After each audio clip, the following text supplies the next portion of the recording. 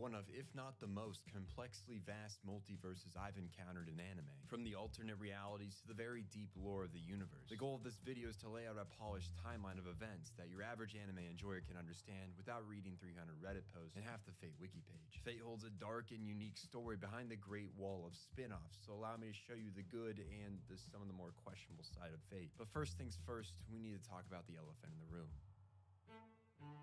While at first glance, the universe of Fate seems hard to grasp, if we keep in mind the source material of the series, it's easier to understand. Fate originally started with a visual novel released in the early 2000s named Fate Stay Night. In said game, there are 3 major routes, each completely different from the other, resulting in a fork in the road. What ends up happening is each route got their own series, these being Fate Stay Night, Limited Blade Works, and Heaven's Feel. None of these come in any logical order because they all contradict. They are separate universes, no real order to them. Then there's Fate Zero, which takes place before Stay Night as a prequel and linking point to the 3 divergent points, covering the 4th Grail War, which I'll give you more of an idea of what that is soon. Zero is followed up by 8 major spin-offs to place on a timeline. Today's menu for the Emiya family is a spin-off cooking show that sees the greatest warrior of all time return to her gender role. Lord El Malloy 2 Case Files, I think I said that right, is more of a mystery surrounding mages than the usual Fate series. Fate Prototype is an unfinished anime that was the starting point for what ended up becoming the original Fate 9 series. Fate Strange Fake Whispers of Dawn is Fate if a shadow organization created a false Grail War. Fate Apocrypha is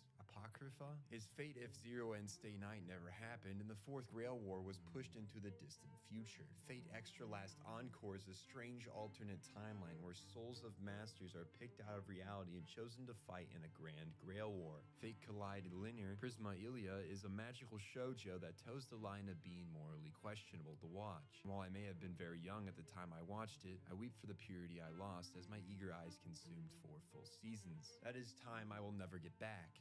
And we can leave it at that. And finally, Carnival Phantasm is the main Fate Studio Type Moon's crossover universe where all the Fate characters don't have to die a rather horrible death. And with that, we've covered all the major anime spin-offs, and we can focus on what most of you probably want to understand better. The Fate Zero and Stay Night timeline, aka the only one I found to be narratively amazing. We'll start in the Age of Gods, go through Zero, then divert into the 3 alternate timelines and make sense of how we got into each one and what the ending would mean for the future of the universe. If you weren't a fan of Fate before, you will be by the end, and as a treat I'll give you my personal order to watch the Fate universe at the end of this video. I shifted through all the mindless spin-off slop to find the golden ones worth watching, so leave it to the sensei to make sense of Fate. The lore of Fate starts at the genesis of Earth. From this point up to 12,000 BC, the gods were the prominent beings of the world, existing in physical forms. Norse, Roman, Greek, Shinto, all of these gods coexisted and directly influenced living creatures on Earth. That is until the invasion of Safar, an anti-cell, basically meaning she's an extraterrestrial whose sole goal was to wipe out intelligent life. Many gods perished against Safar, but she was eventually defeated with the holy sword Excalibur. However, her destruction had destroyed more than 80% of life on Earth, and so the gods' powers slowly became dimmer. In response, the gods of Mesopotamia created Gilgamesh, a half-human, half-god hero, who they hoped would bridge the world of gods and humans, once more breathing strength into their existence. But Gilgamesh rebelled against the gods, pushing for complete separation of the 2 worlds. In 2600 BC, the decline of the Age of Gods accelerated, and the gods lost physical form, becoming divine spirits, unable to directly interfere with the creatures living on Earth. The Norse gods would fall to Ragnarok in 1000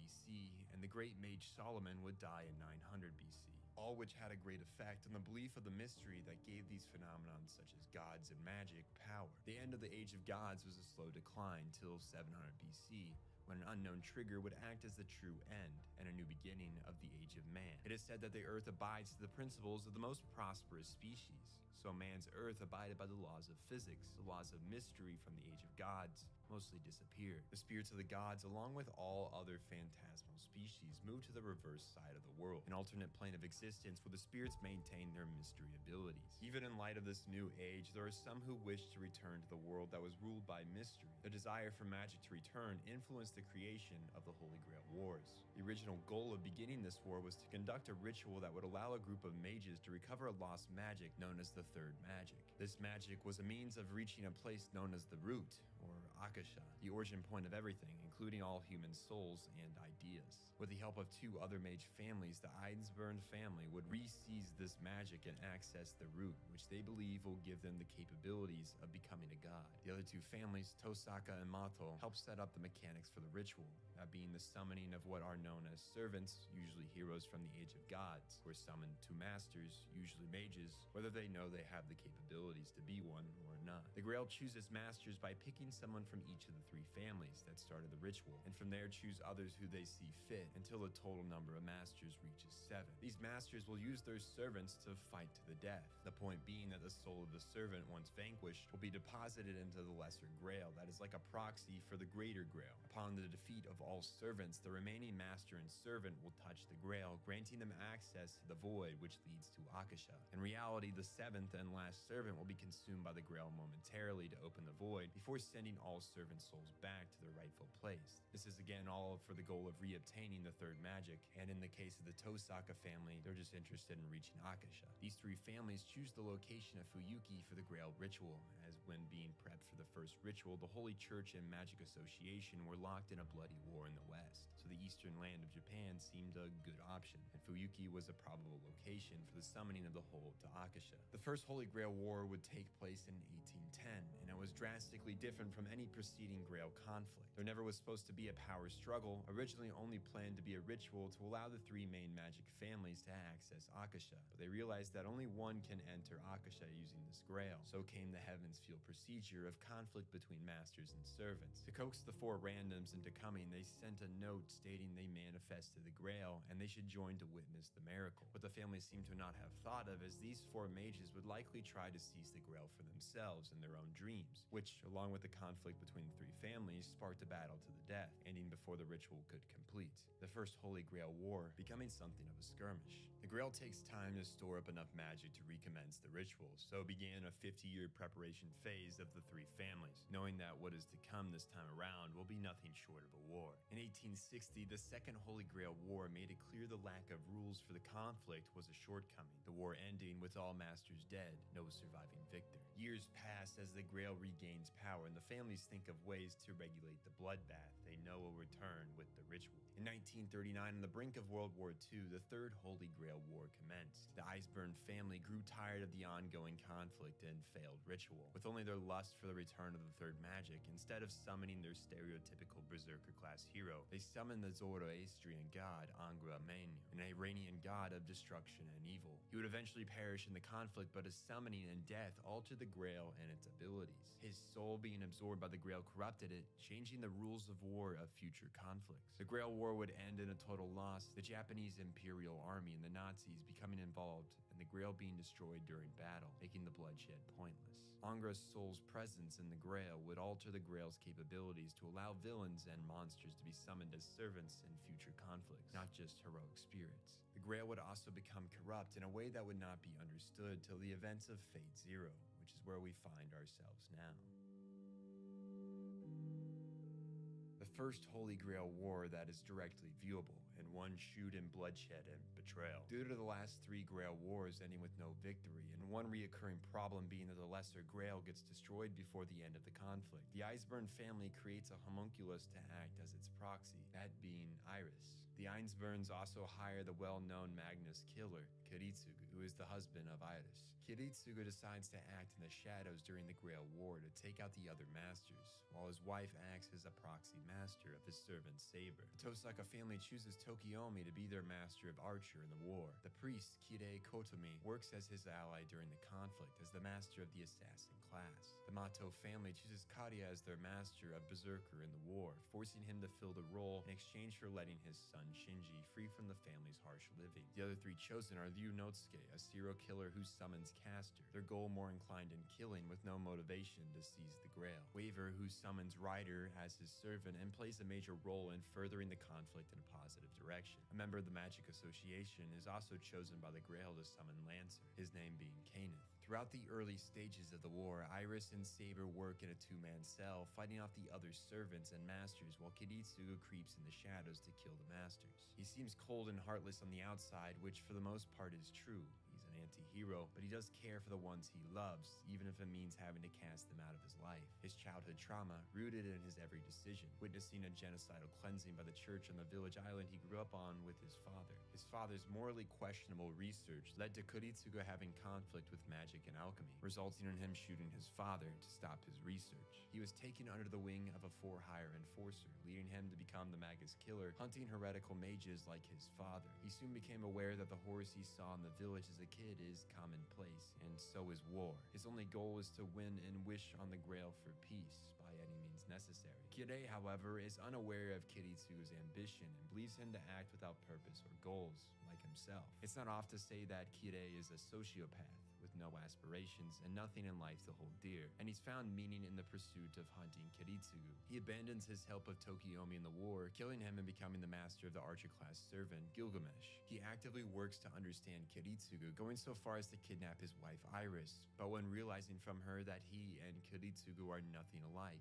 he strangles her to death, deciding to kill the man and wish for an end of humanity at the final battle for the Grail. The other masters work to fulfill their own goals, but none are as interesting as these two, the main focus and tale of the story. Castor and Ryunosuke perish early in the war. Tokiomi was betrayed and killed, Mato slowly losing his mind from trying to sustain his servant Berserker, eventually dying against the battle with Saber. His actions before his death are disturbing, having killed the woman he loves, Tokiomi's wife, after she refused his advances on her. He dreams of escaping the Mato residence with Sakura and Shinji, hoping to get the two to safety along with the dead woman he loves, murdered at his hand. He may have tried to be a hero, but when the fates rejected him, his decisions led to bloodshed and fear. Waver gives up his role as master and commands Ryder to fulfill his own desires, abandoning the game, the happiest ending you'll see throughout this series. Kenneth is assassinated by Kiritsugu's assistant Maya, leaving the only remaining masters, Kirei and Kiritsugu. She and Kiritsugu also commit adultery, my assumption being that Kiritsugu was self-destructing, preparing himself to betray his wife later on when he must sacrifice her to obtain the Grail, given that she's the homunculus of it. Ryder is defeated by Gilgamesh, and the two remaining masters and their servants square off. Kirei loses against Kiritsugu, ending the Holy Grail War, and for the first time in its existence, a victor is crowned. The corpse of his wife transforms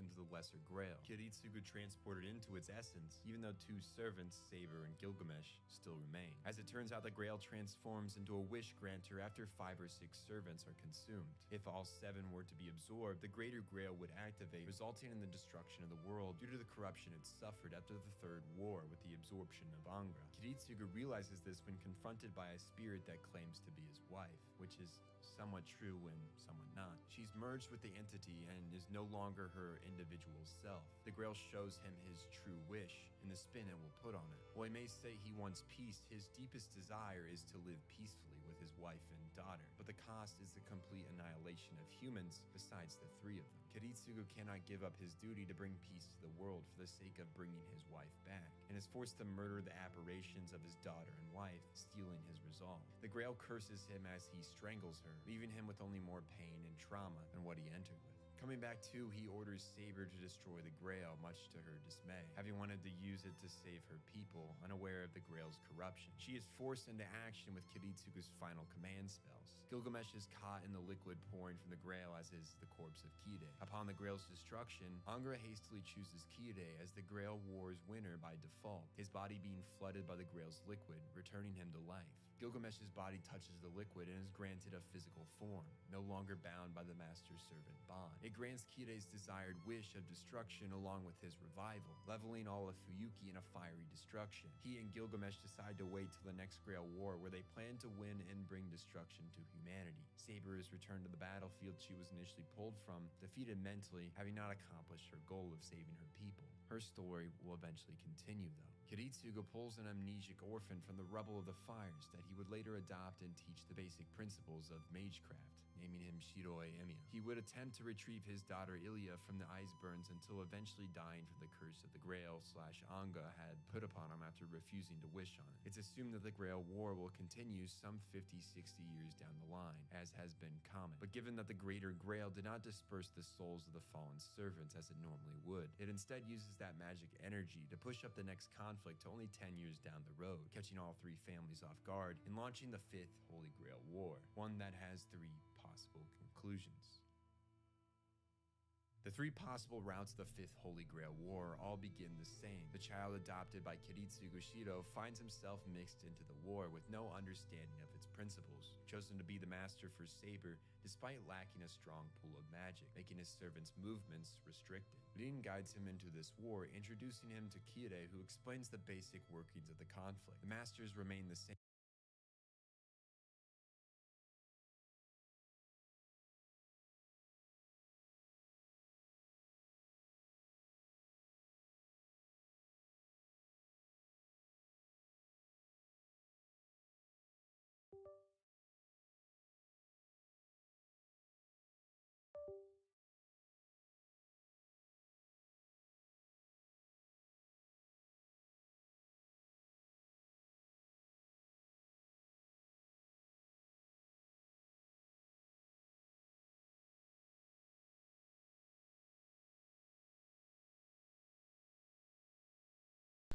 Bro, that shit almost got into spoilers. I had to fucking run.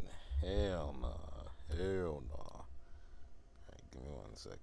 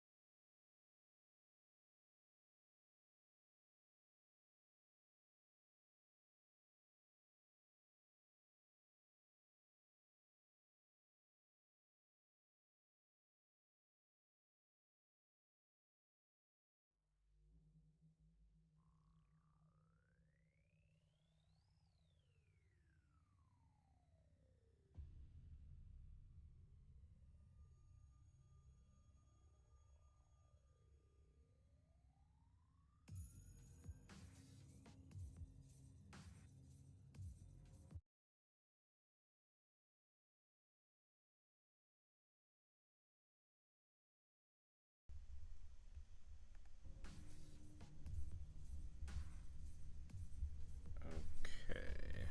Let me see.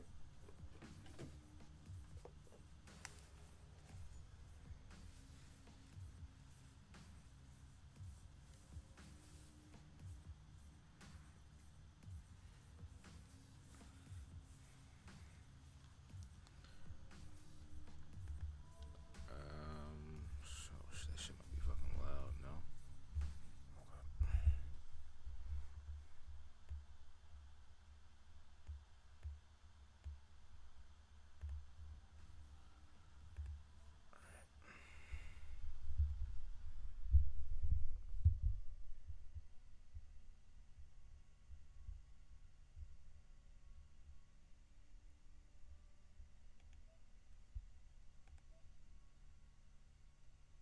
Alright. Alright. Alright. That still doesn't make sense. Just because only one person can be selected, there's no reason for all the masters to die.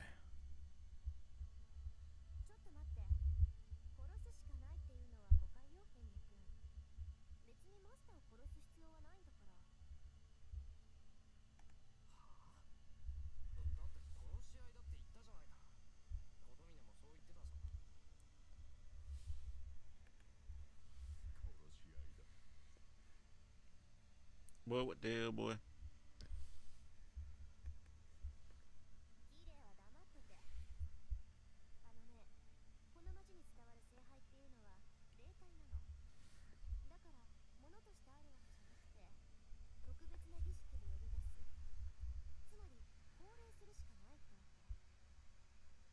Uh huh.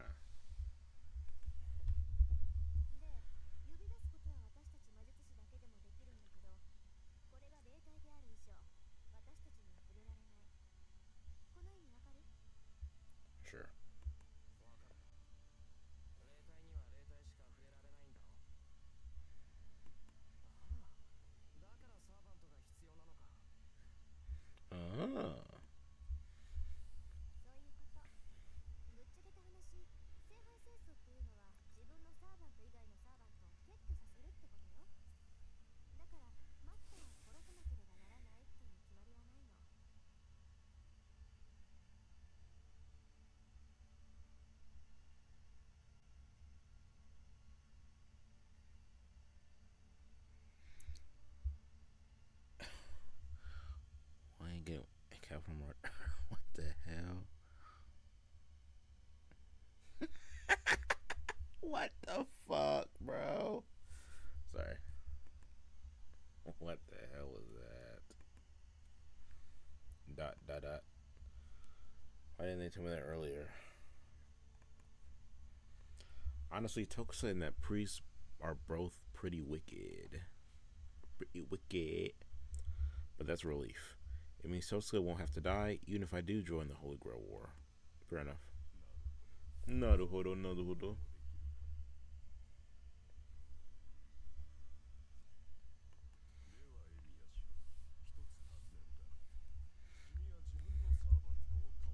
Fuck no. Defeat Saber? Of course not. Besides, Magecraft is useless against her and she's insanely strong with her sword.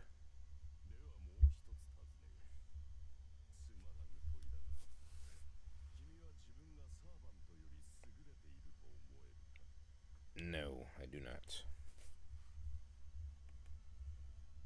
What? Why the hell is he asking me this? I can't beat Saber, so there's no way I'm better than her. My answer to both those questions is that I'm weaker than my servant. Oh.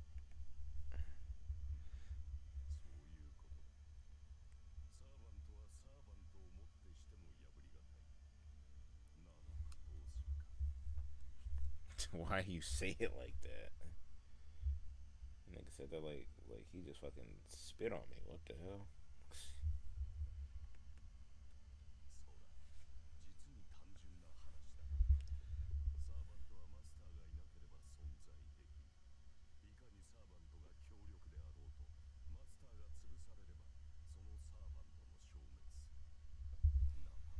Not ever. Now I get it. Nobody will make things harder for themselves. If someone wanted to make sure they won, killing the master would be a much easier path.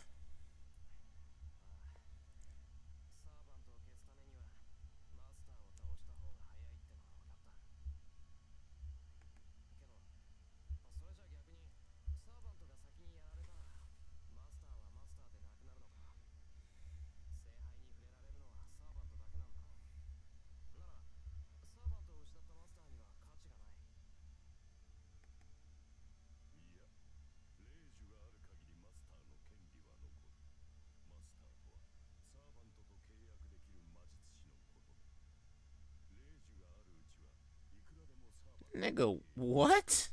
What the fuck? That's fucking broken. Are you smoking crack, sir? What do you mean?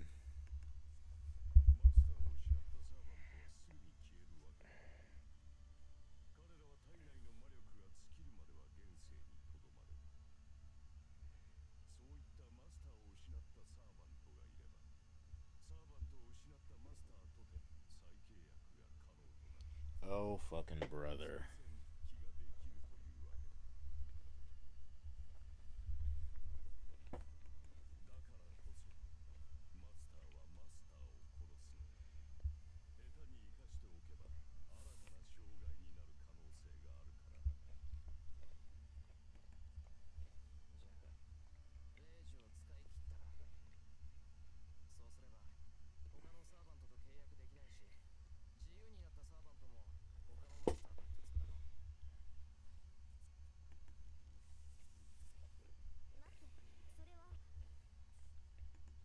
So they what?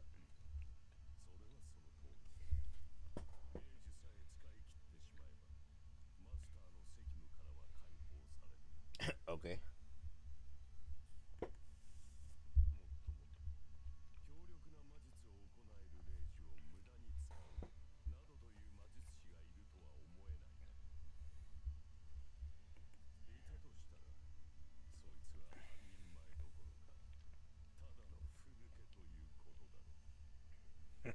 Alright, bro.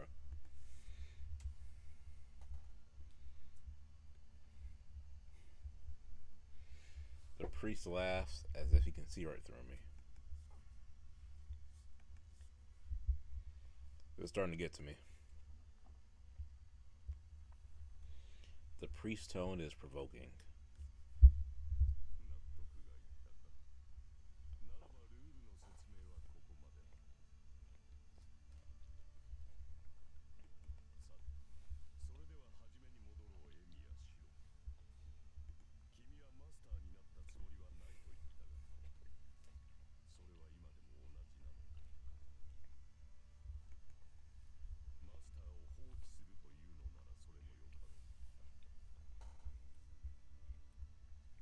Man, what?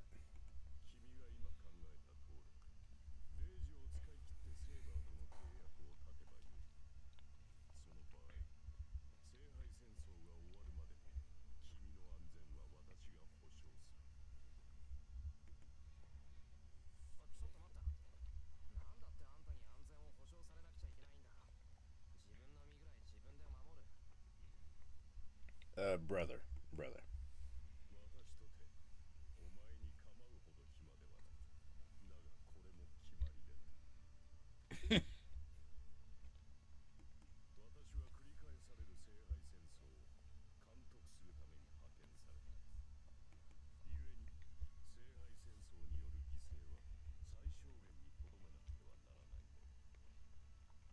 Right.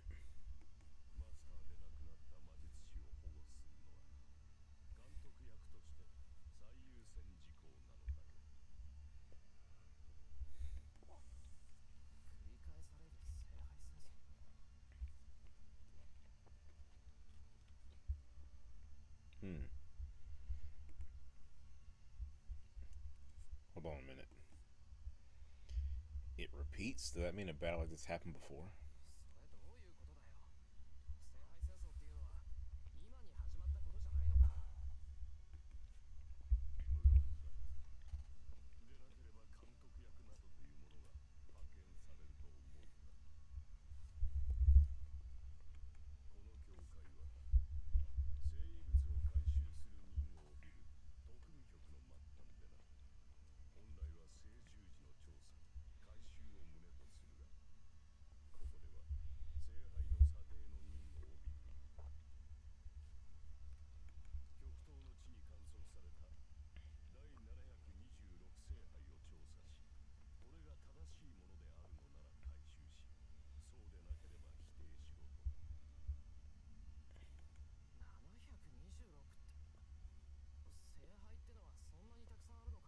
Nigga, what?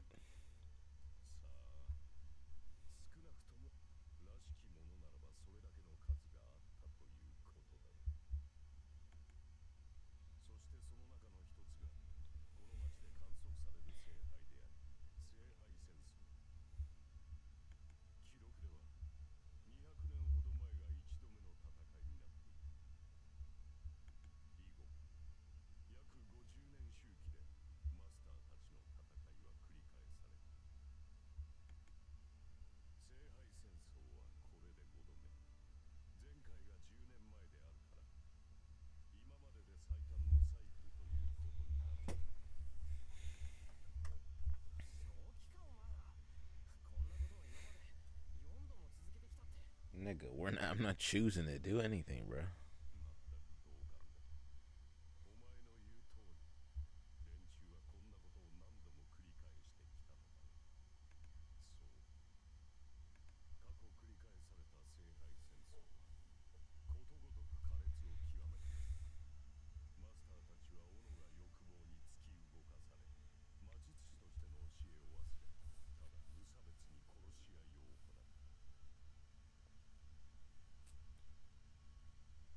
Yeah, man. What the hell are you? What the hell are you talking about? Man? Oh, what's up, Giants? What's up, dog? What's up, dog? Yeah, man. That GDK nigga did not learn his lesson, bro. That nigga heard not guilty and said, "Yes, sir. Back to gangbanging." Nut ass bull.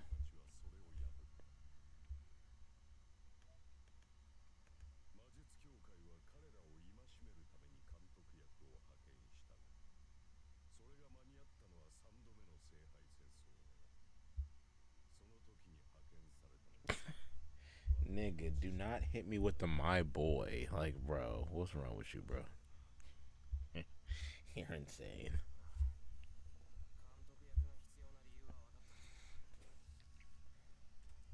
Nigga, if you're a sociopath, what was your fucking dad like, bro? What?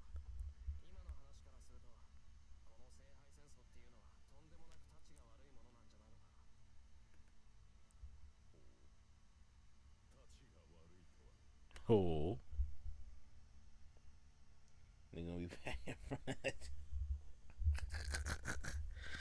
Man, I give it 3 months actually. Shit.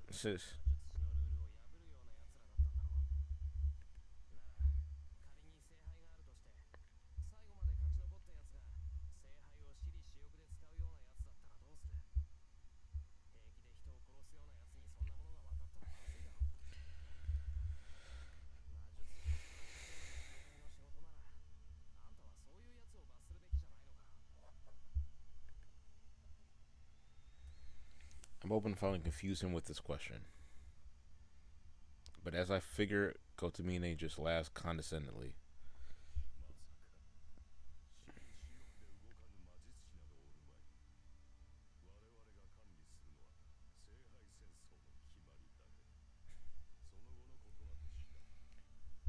Alright, you bitch ass nigga.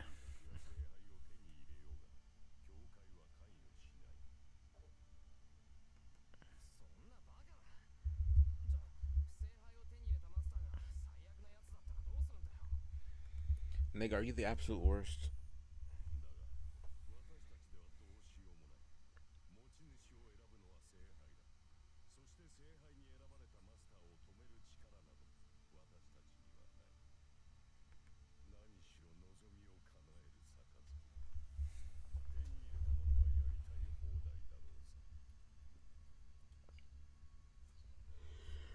Right.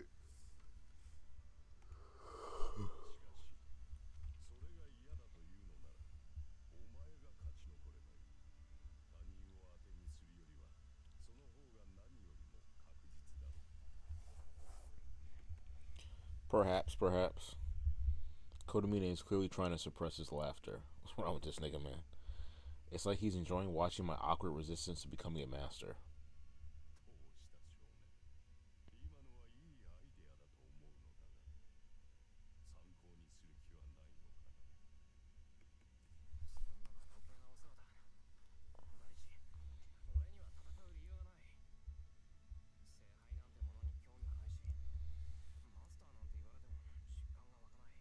Then give up your bitch, bro, and go back fucking home to jack off. Like, what are we talking about, man?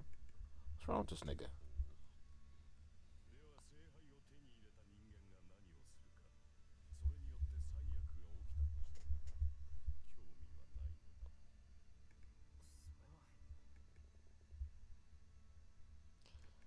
I can't argue. Damn, this guy is so hard to deal with. He doesn't care about my feelings, and he's relentless with the information he pushes on me.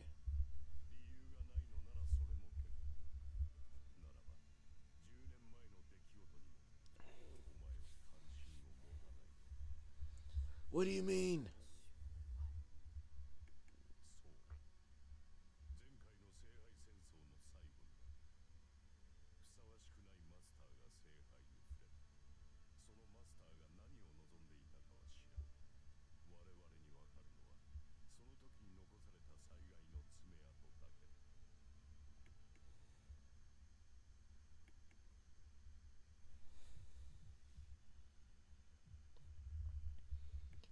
For a second, the image of that hell flashes before my eyes.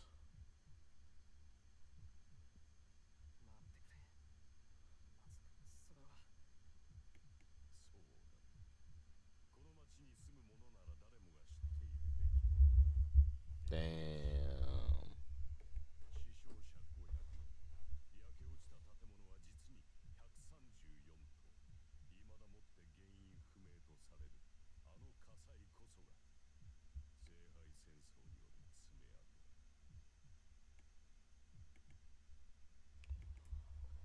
I feel sick.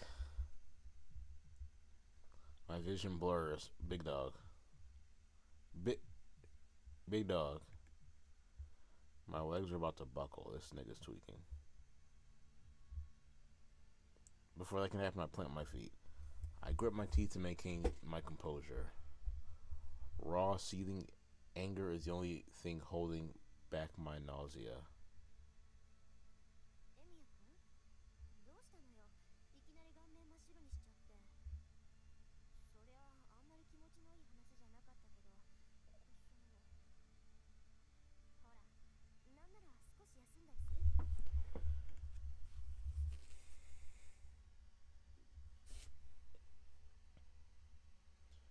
Lance, what do you rating Rentosica here? What are you rating her? Must look really pale. I know it's rare for someone to see what? I know it's rare for someone like Tosca to be concerned about the likes of me.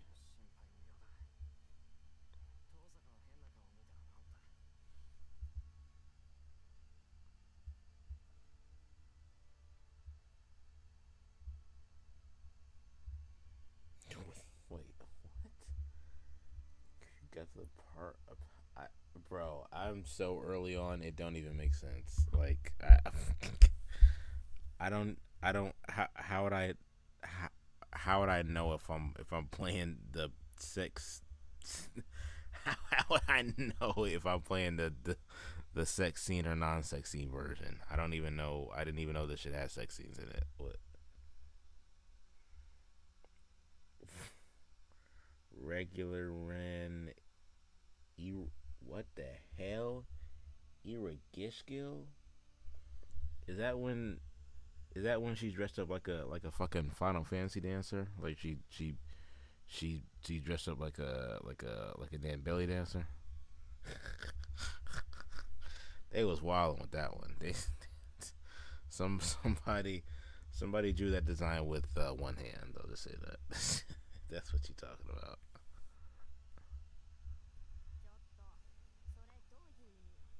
Why are you looking at me like that, Chief?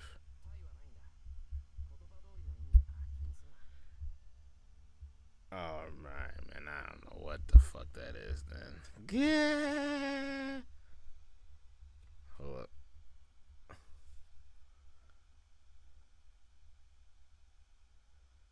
She canonically fucks animals. Oh my god, man. Come on, bro. What are we doing?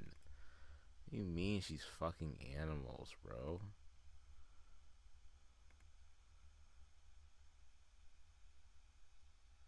God, which fucking bitch is it? Is it the blonde one?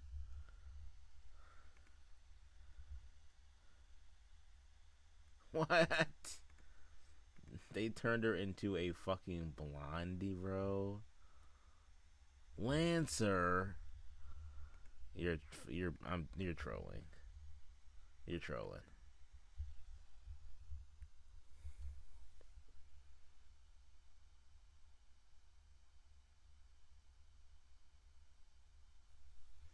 I what? There's no fucking. What are you? Wait a minute. Wait a minute. Wait a minute. Wait a minute. Let me put the fucking mic down. What do you mean sex scenes? What are we talking about? I'm not restarting this fucking game. But what do you mean?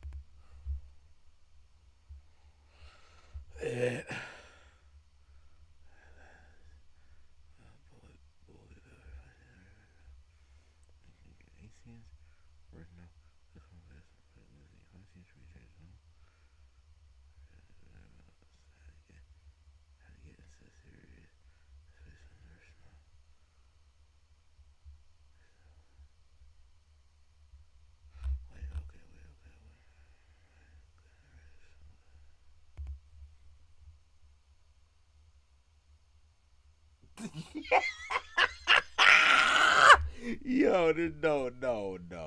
There's no fucking way.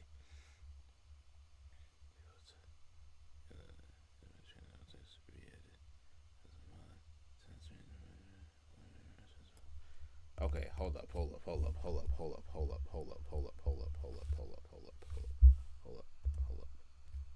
Move, nigga, move, bro. You gotta fucking move. Move out my way, bro.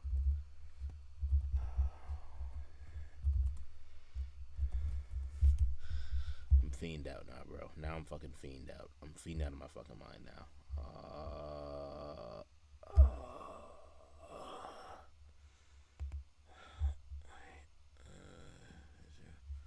No.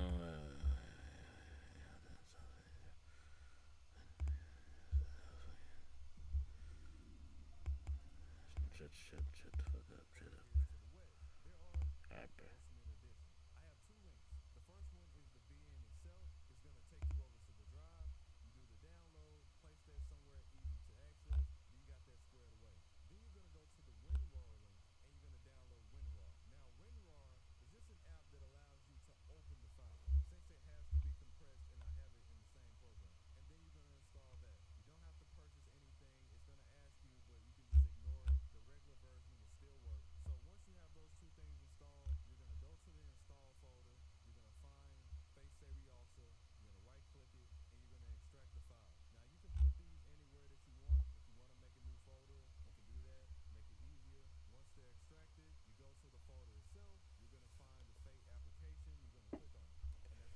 Dog, what is this nigga? Where's the fucking link?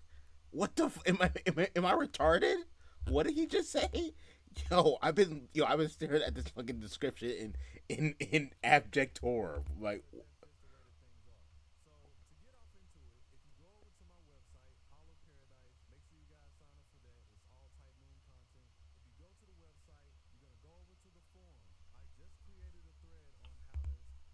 what in the DSP is trying to get my IP shit is this? Why do I what? Why do I have to? Why did he just link the? All right, bro. All right, bro. All right, man. Oh my fucking! This is so retarded, bro. This is retarded. This is fucking retarded. This is literally retarded. This is so fucking retarded. Yo, get me up, bro. Move, bro. Move. Yeah, where? I don't.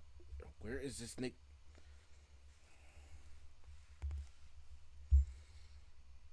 I'm gonna crash out. I know this fucking. I know this ER just.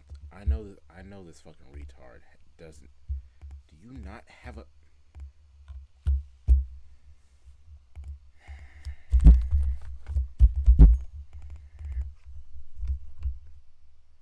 Like the nigga couldn't just had a fucking link to his fucking faggot ass fucking website. Like, no, bro, I gotta fucking type the faggot shit in, bro. Like, what the fuck is you talking about, bro?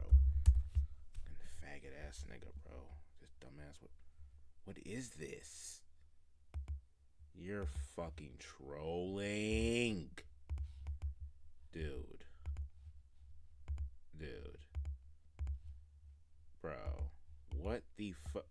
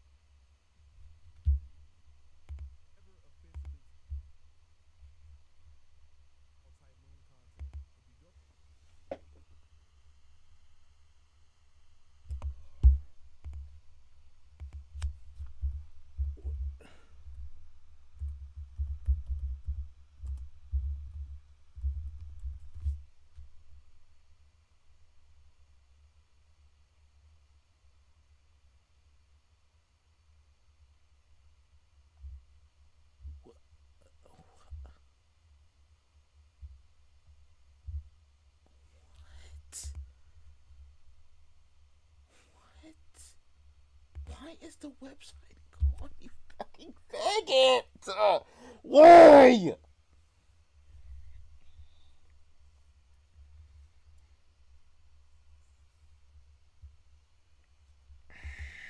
got it, bro. You got it, bro. You got it. You got it, my nigga. You got it. You got it, bro. You got it.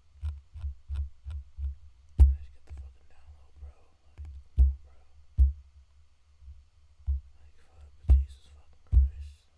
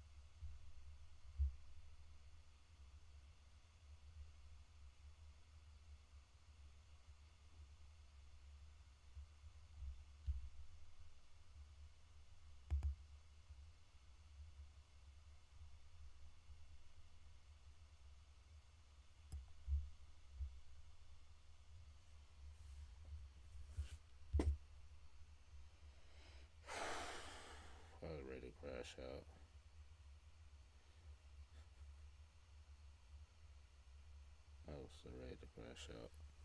Bro, I told you that shit was in Honkai, bro. The fuck? I said I downloaded that fucking shitty game. Like, what? There's no other reason to play it.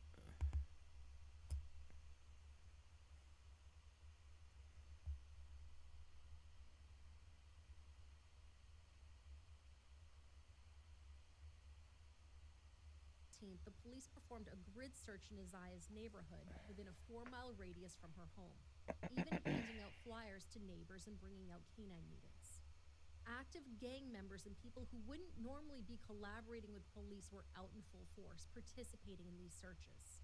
The chief of public safety was hopeful they could bring her home alive and well, but in his words, "We can't operate on hope and we have to operate on information." Now, before Naziah went missing, her father Mervyn suffered a stroke made worse by his chronic heart condition. He was hospitalized when he learned that his daughter was reported missing. It said that he and his wife Nakia were among the people out searching for Naziah on the days his condition allowed. Mervyn said in an interview, "Some people don't even know me, and they coming out. They came up to see me at the hospital. They asked me some questions about my daughter. Have I seen her? And I haven't." Damn. An actual nigga who was in the house and she was still getting piped out by the uncle. Okay. Yeah, man. It is a freaky ass world out here. Oh my god, wait. That's just about to be loud as hell. Cut down a bit.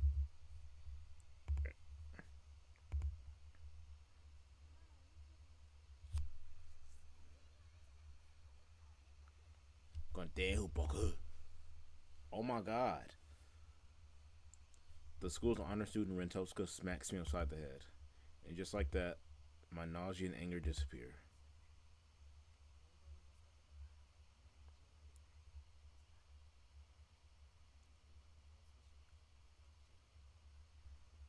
Is this effortless? Is this effortless Riz or what?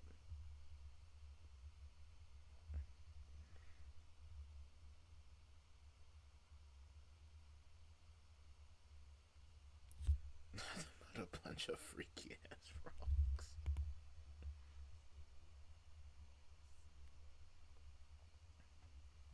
This nigga this nigga like, bro, I'm tired of talking to you, man. God damn.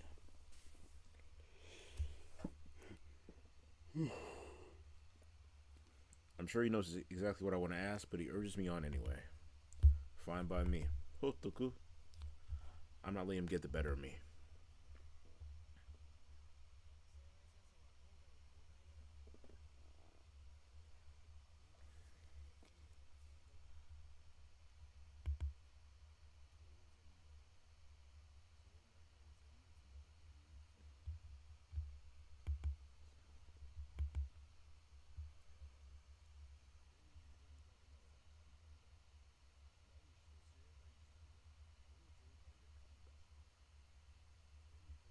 Nigga, what? Nigga, what is wrong with this motherfucker, man? You're weird, bro. You're a weirdo. The Holy Grail is here in the church.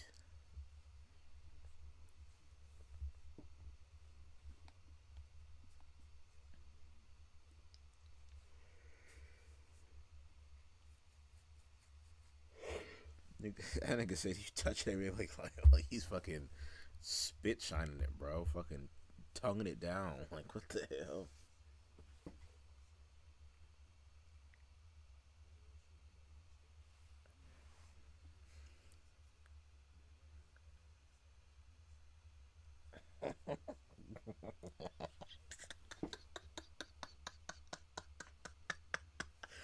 Oh my god. Oh my.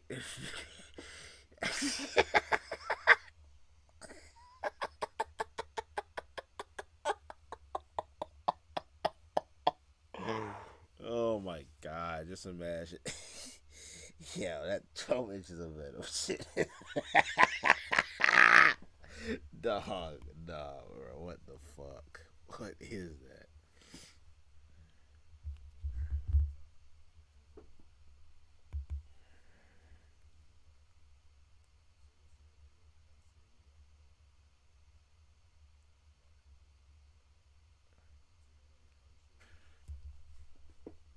This nigga is so mad that he couldn't kill fucking Kisuga, bro. Relax, nigga. God damn. This nigga so mad he fucking died of the goddamn Itachi curse. Like, what the fuck? This nigga pouting him. What are you pouting for, bro? Oh, brother. I don't know what happened to his overbearing attitude from a moment before, but the priest suddenly looks of all things regretful.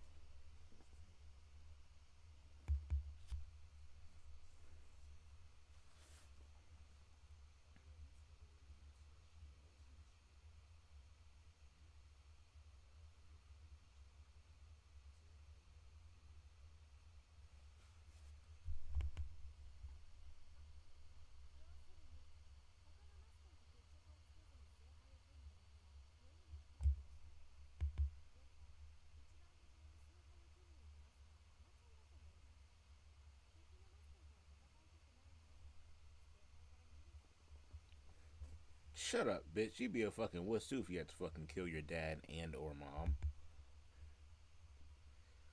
Those almost spits those words, then goes back to averting her eyes from Kotime. Does that mean Kotamine was one of the masters from the previous war? Even though he obtained the Holy Grail, he dropped out because he refused to fight. Nigger, is that what he just fucking told you? No, nigga, he would have said, yeah, actually, bro, man, I've actually trusted the real thing, and let me tell you, bro, the shit I got in my fucking back closet doesn't even compare to the sucking power on that bitch. Believe me, I came in like 2 seconds. Like, bro, what?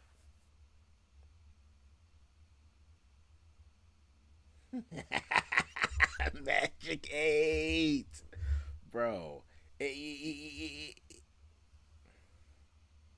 He look this nigga. I ain't fight, nigga. I got Gilgamesh in the fucking back row. What the fuck is you talking about?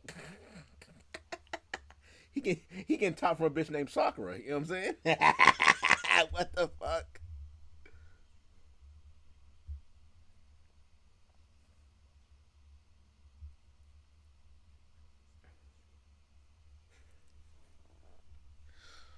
Nah, I mean, actually, bro, if we push back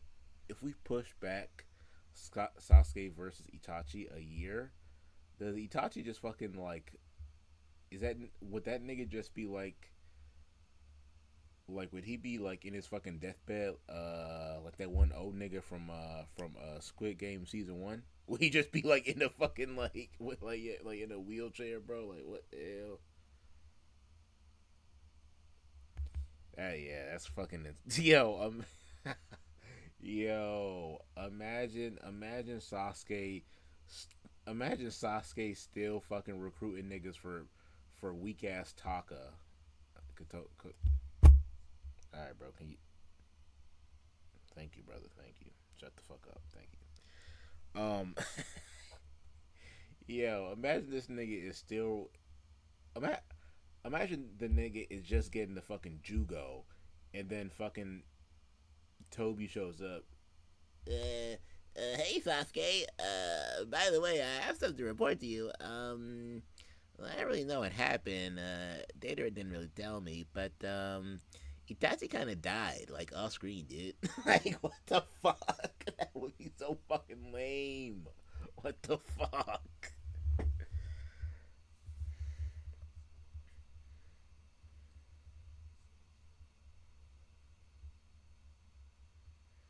But you survived, didn't you, you fucking psychopath?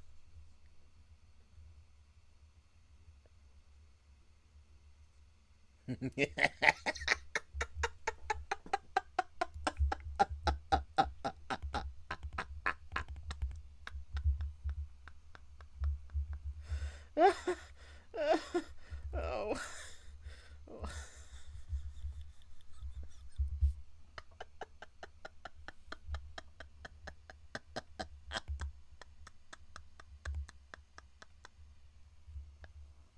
It would just be, it would just be this, bro. It would literally just be this. Well, maybe Sharingan, but probably not. The nigga would just, the nigga would just be an absolute. I don't even know. Yeah. Kotamine turns his back to me as he speaks. There is reverence in his voice, and I see the devotion in his eyes before he turns. Alright, my fault.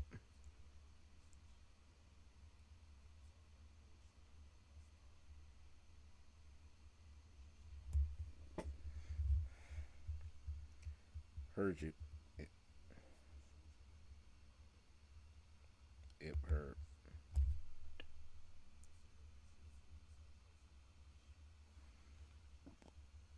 Only if I get a bad bitch out of it. You feel me? The priest looks straight down at me, demanding my final decision. I'm at a loss for words.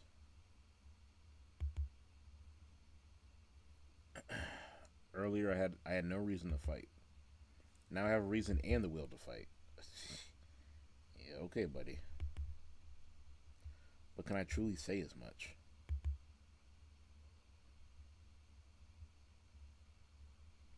Are you still unsure?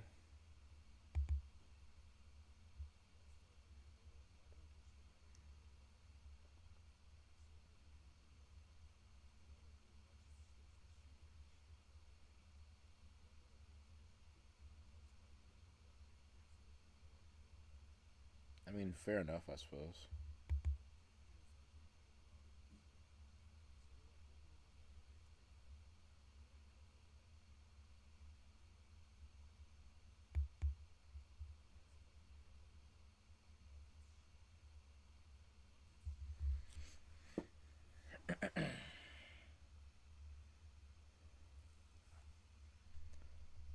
Look at me, brother. I can only shit out like a half decent strengthening, you know? Like,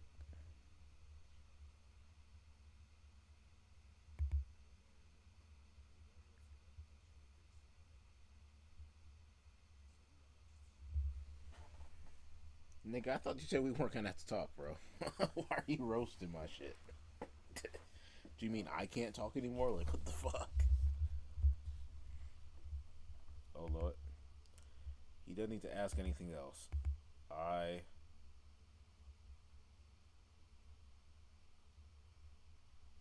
destroy the seal? What the hell? The command seal? Get that retarded shit out of my face, please. Thank you. What, bro? What are we talking about? I'm not gonna run away. To be honest, all this Holy Grail and Master stuff doesn't really feel real to me.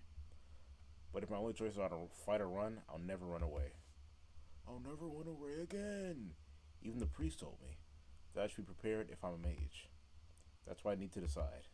Shiro Emiya is a mage, even if not a full-fledged one. I've always admired Kiritsugu Emiya, and I decided to follow in his footsteps to be a champion of justice. So I need to. Oh, okay. Yep, Dr. Goy.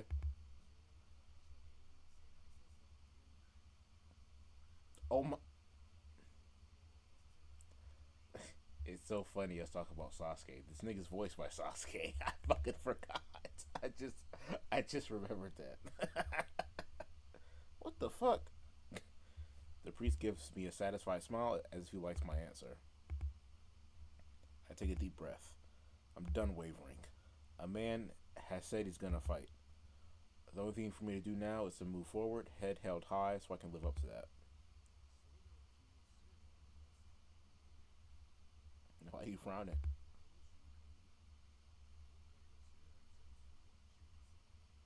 Okay.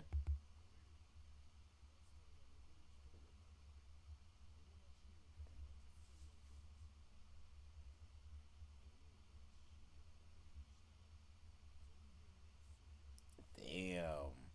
It finally starts. Yo, are they gonna have shit pop off immediately? Like, please tell me I can just go back home right after this, right?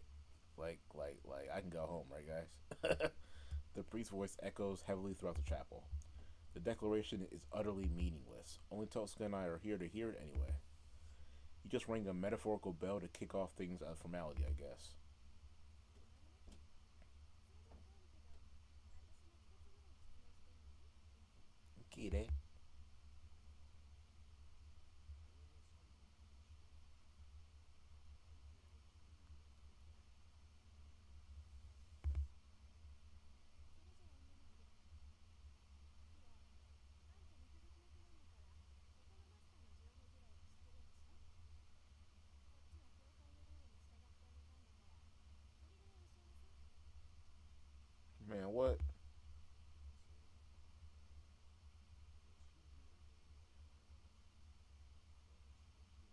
This nigga, bro. Fuck out of here.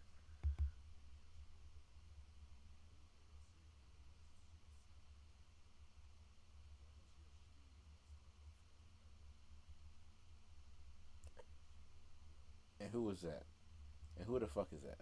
Huh? Who's that, my nigga? Who's that?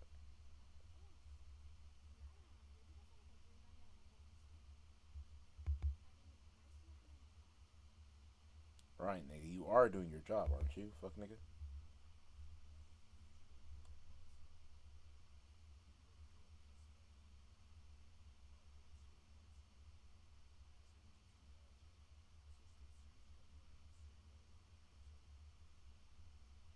You bitch ass nigga. What about fucking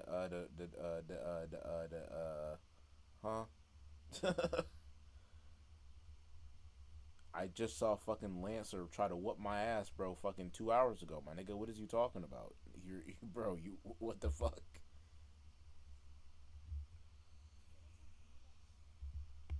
Then that means what? You did. All right, bro. Whatever. Fuck you.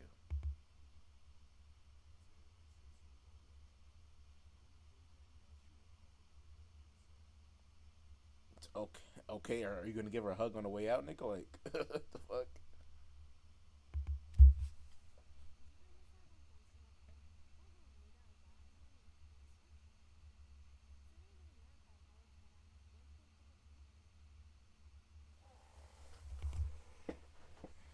This fucking face for Ren is, like, come on, G. What we doing?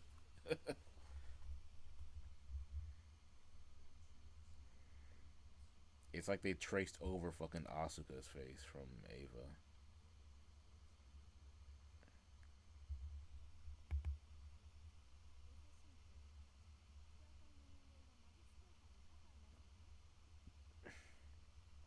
Damn.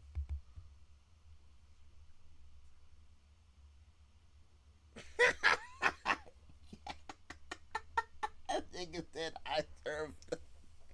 Nigga said I served. Call me dumb.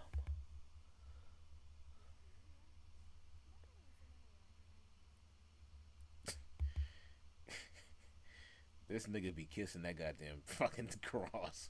I know he do. Tosuka turns her back. Freeze. Without saying goodbye, she makes her way towards the exit. Shouldn't you give him a hug or something? His face ass. Shouldn't she have a little bit more to say than that?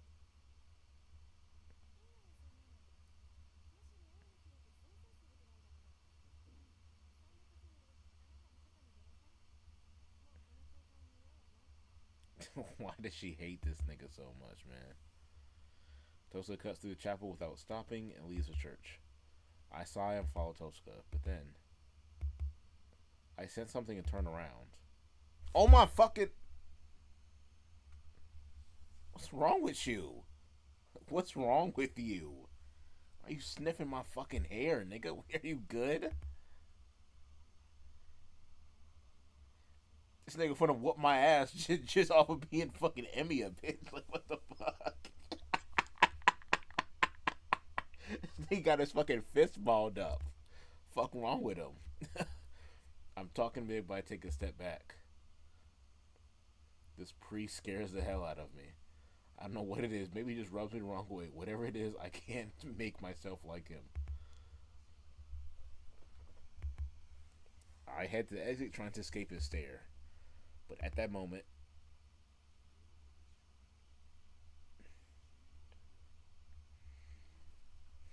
what are you talking about? The priest speaks like he's some kind of divine oracle. Those words, aren't they a reflection of my true feelings? Show Emiya's true intentions that I wasn't even aware of?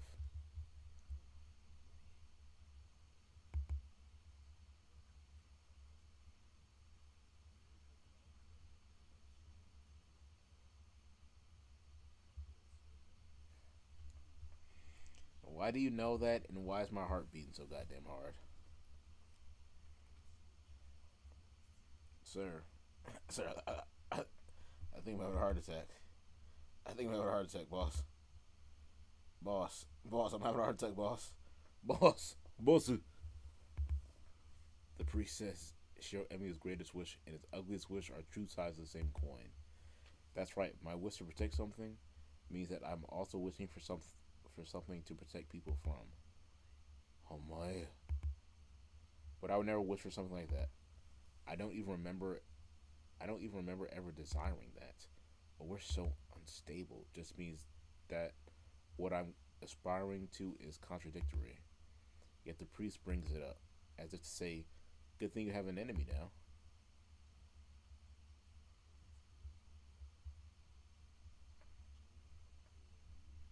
Nigga, what are you then, bro? What are you then, sir? What are you? What are you? Fucking weirdo. Try to shake off the priest's words and head outside.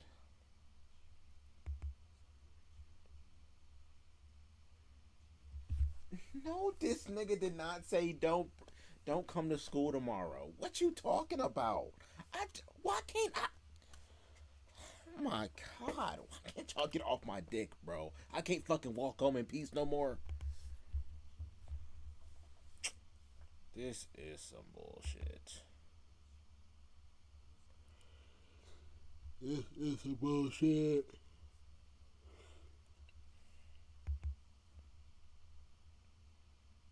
Whatever, nigga. Sayonara, nigga.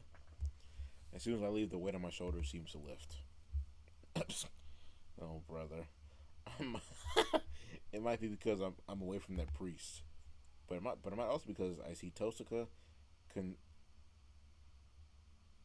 conspicuous in her uniform, and the blonde girl in the raincoat. The slightly mismatched sight of those two standing together relieves whatever pressure I felt.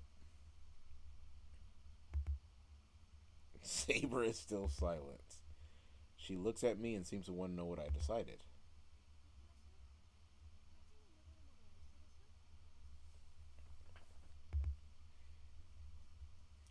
Tosca starts walking, her pace brisk. Saber and I follow suit, and the three of us leave the church grounds. Okay. See ya, nigga. We walk down the hill. We hadn't talked much on the way here, but there's even less conversation on the way back. Even someone as dull as me knows why. After I visited the church, I accepted my position as the master. That must be why Tosca is keeping her distance. I get it. But I don't like the idea of seeing Tosca in that light.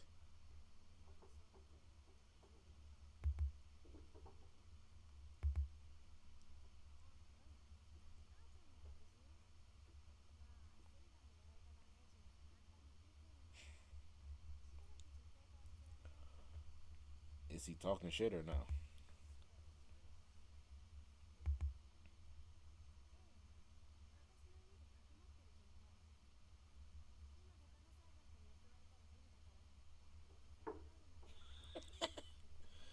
That nigga's laid up on the couch. What? I see. Unlike my house, I'm sure Tosca's is well fortified against enemies. Maybe. A mage's home is like a fortress. There's not much chance of defeating them there. Which means enemies tend not. Oh my god! Tend not to try attacking them at home. The battlefield on our house just notifies us of intruders, but even having that makes a big difference.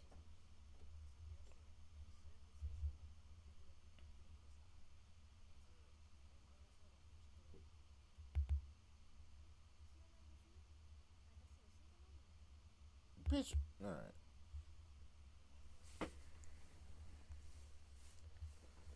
What? She just said she didn't want nothing to do with that nigga.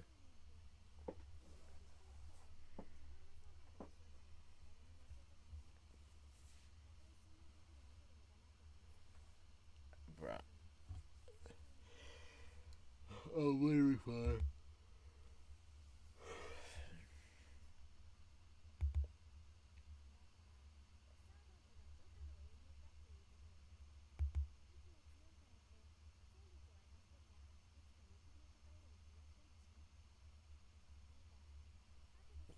Just ask her, like, what the fuck? Like, she should just say that shit. I don't even know fucking her true name.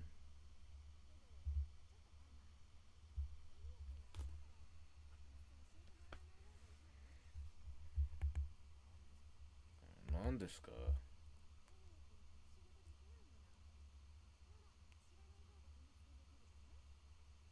Fair.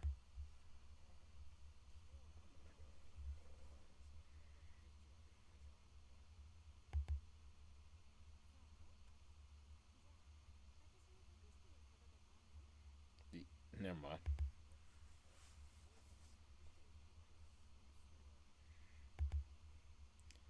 I feel a hot blush hit my cheeks as she looks at me. I shouldn't feel guilty, but I wonder if secretly idolizing her even counts in this context.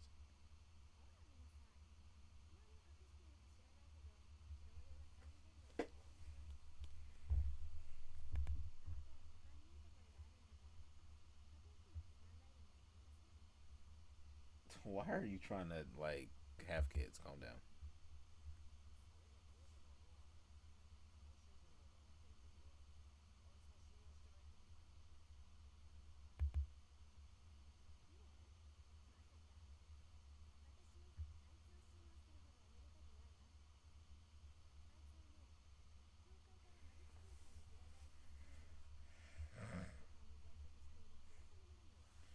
Hell no. Oh my god. Tosca Huff's obviously annoyed. I guess Tosca really doesn't trust that priest. I'm a little relieved, but at the same time, her tone of voice also conveys a sort of closeness with the priest.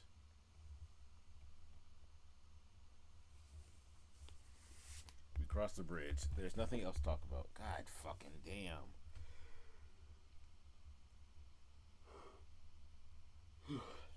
Our frosty white breath hangs in the winter air. The faint sound of flowing water bubbles up beneath the bridge where we walk in the streetlights illumination. All those small details etch themselves onto my memory. Oddly, I don't think to look at Tosca's face. It feels more like a rarity to be walking beside her than this. Okay, yeah, sure. Me, Tosca, and the girl called Saber, about whom I know nothing. The three of us, without doing anything in particular, walk back to our homes. Alright, bro. Whatever. Reach the intersection. It's where we have to separate as our homes are in opposite directions.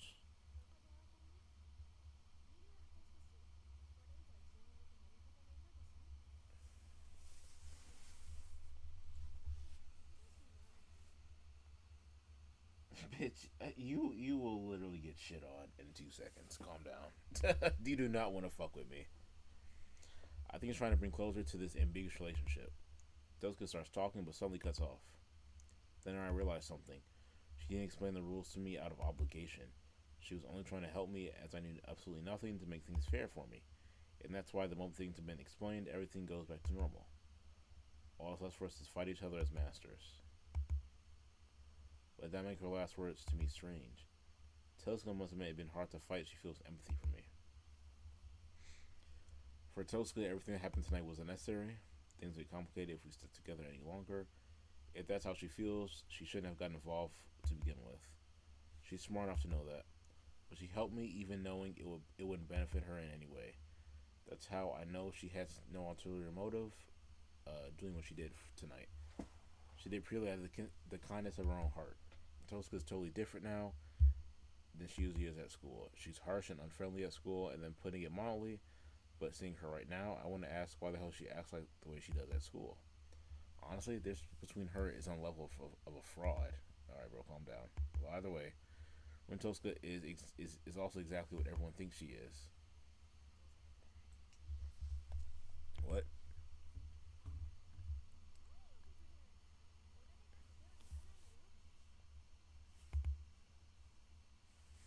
I know that. She had to tell me it would be a pain to be empathetic because she isn't going to be going easy on me.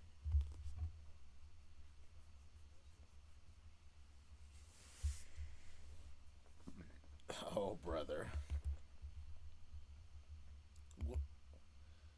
I heard Tosca's house is in the residential district with all the western houses in the opposite direction of my house. She took care of me up until now, so I'd like to walk her home. This nigga's crazy.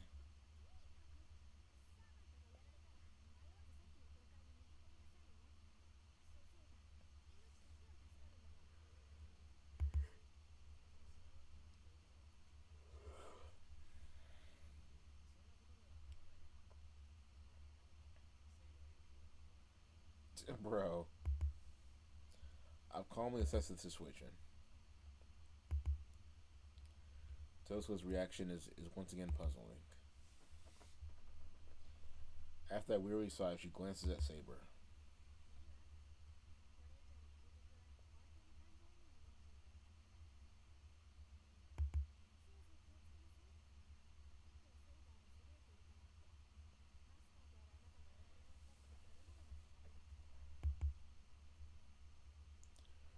She turns around and starts walking.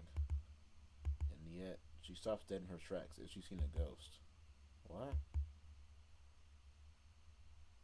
When I called her, sting pain shoots to me. Oh my fucking god. I can't catch a fuck ass break in this bitch. Who the fuck is that? A young voice echoes in the night. The sing-song tone comes from unmistakably a young girl. The lolly?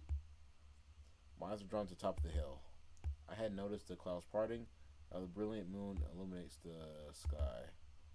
And there.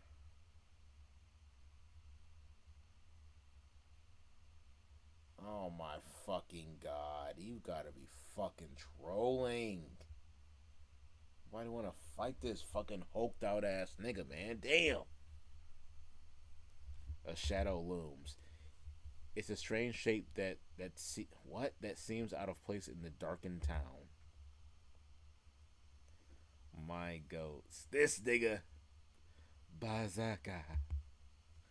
I'm not familiar with the word Tosuko whispers. Bazaka. This is a Hercules, if I'm mistaken, right? Or I might be tripping.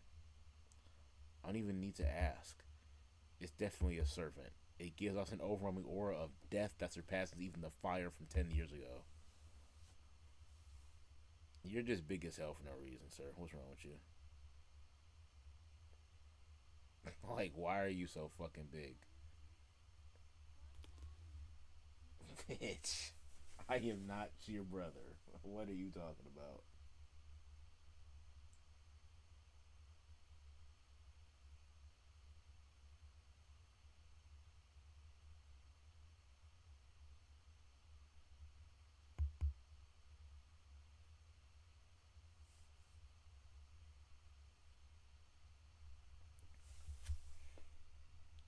The girl smiles. Her innocence sends a chill up my spine. No, the chill goes deeper than that. This should go deeper than blood. It's not just my body. Even my mind freezes. That thing is a monster. I'm not even looking into its eyes, but its intimidating presence paralyzes me. My instincts tell me I'm dead the instant I move. It feels like someone is pressing a knife against my exposed stomach.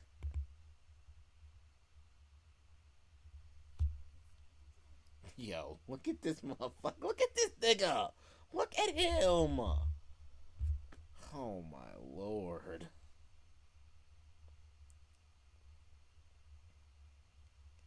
Well, all I can manage to do is stare paralyzed. Tosuko is composed enough to brace herself. Even that seems futile. I can only see her back, but I can still sense her despair. You're like, bro, why do we have to fight this yoked up nigga 2 minutes into this? 2 minutes.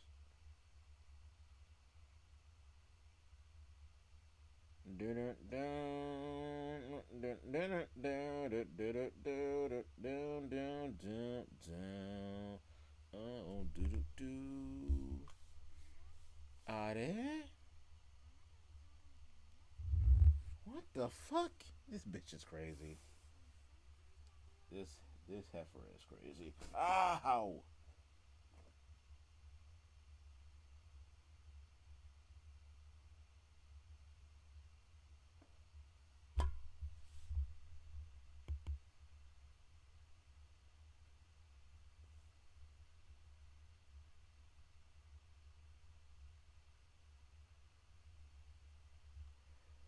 The young girl seems displeased as she stands atop the hill looking down on us.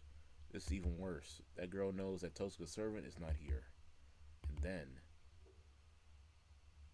girl bows gracefully, which seems wildly out of place given the current mood. Emiya. Oh, brother, this guy stinks. Elizabeth von Einsberg. Okay, so she's an Einsberg. She's one of the fucking head fucking jujitsu clan families. Einsberg. Toska shitting herself now. Toska trembles lightly, seeming to recognize the name. Oh no. Toska is literally shitting herself. Literally. Oh my fucking no. The sing-song voice, the girl orders the monstrosity behind her. Bro, you're nutty, nigger. The giant jumps. Yo, please chill out. In a single leap, the berserker sails all the way from the top of the hill to its bottom where we stand. Bitch, take off the mask. Throw away your mask. Saber surges forward, her raincoat flutters off her shoulders, blocking my view for a moment. What the fuck? Saber runs towards Berserker, to where Berserker is about to land. Berserker lands, kicking up a small torrent of air in his wake. The two meet almost simultaneously. The very air shakes. Saber stops Berserker's rock-like sword with her invisible sword. Saber's mouth twists as she strains. And then, bruh, what? Berserker's giant sword moves in the flash, creating a whirlwind. Thunder. The clash of swords, almost tearing the air, ends in Saber's defeat. Excuse me? I hear something skidding. Saber blocks Berserker's giant sword with her own, but the impact pushes her backwards. Saber buckles. The copper skinned servant follows her. The monster swings his giant sword again and again, as if he knows nothing else. Saber continues to block with her sword, unable to dodge the strikes. Saber's sword being invisible doesn't matter. She needs to put all her strength into blocking his attacks, or she's dead for sure.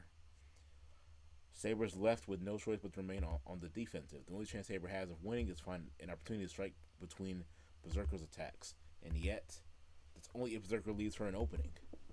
Nigga, let me create the fucking opening. Fuck it, nigga. Like, bro, lock in, dude. His massive black... What? Wait.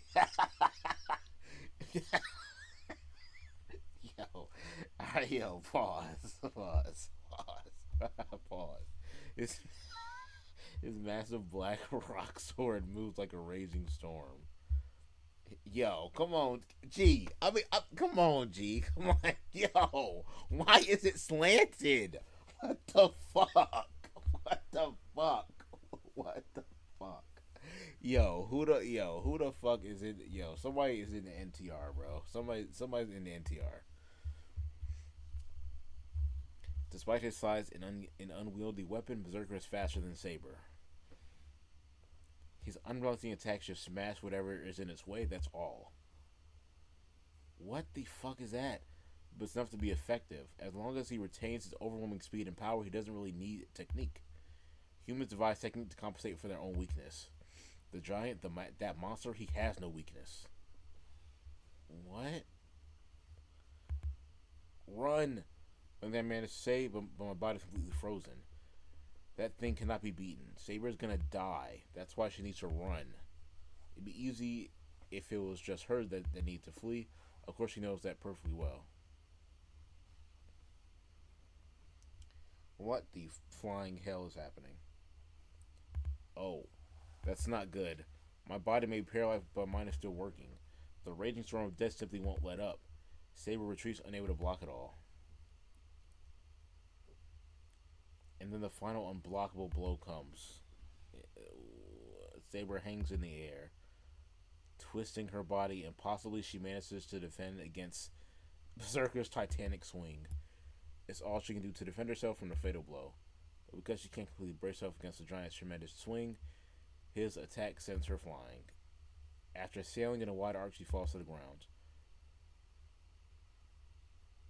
Just before her back hits the ground, Saber turns in midair and lands on her feet. Nigga. She manages to compose herself, but crimson blood stains her chest.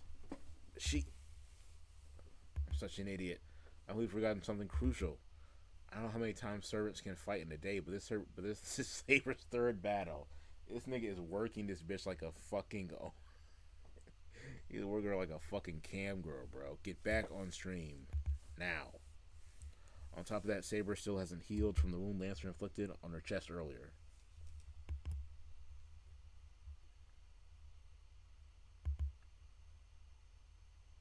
Saber shifts her guard to protect her chest. Berserker moves in like a wild wind, striking at Saber while she's hampered by her wound. Alright, bro. His blows rain down on her back.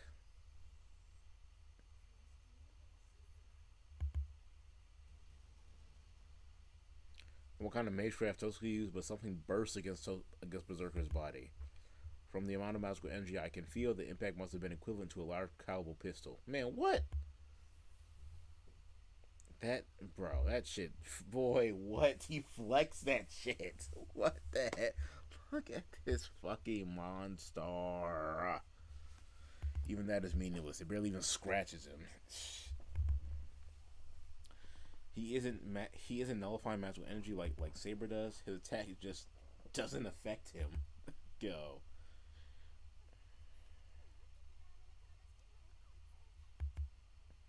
Despite that, Tosuke continues to cast her spell. Berserker just ignores Tosuke's spells and charges at Saber. Alright, bro. Saber painfully lifts her head. She raises her sword and intends to continue the fight. The sight of her in so much pain gets me moving again.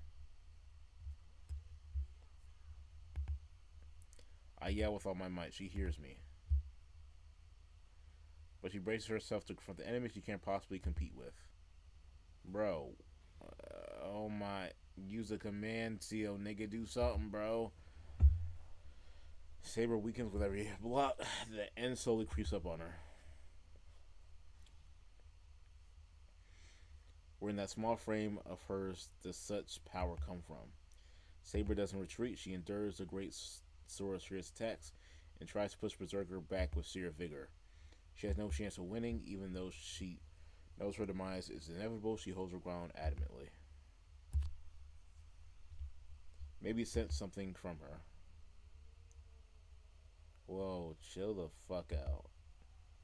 The monster silent now suddenly roars.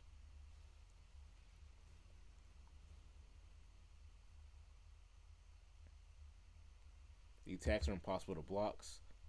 Its attacks rain down on her, though her defense is flawless, but one strike finally sends her flying. Ow. The sound of something falling in the distance. Fresh blood stains her armor. Her small frame shouldn't be able to rise, and yet...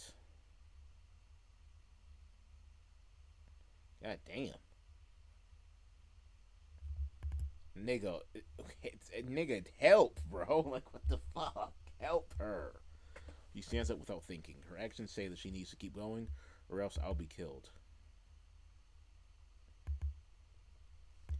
Her actions, I realize I made a foolish decision. Bro, what? Berserker stops after defeating Saber. It doesn't so much look as Tosuke immediately waits for his master's orders.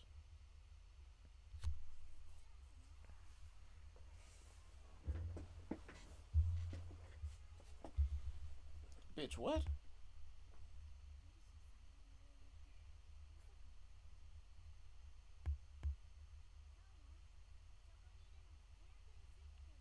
Oh my, Heracles. Heracles, you're fucking trolling.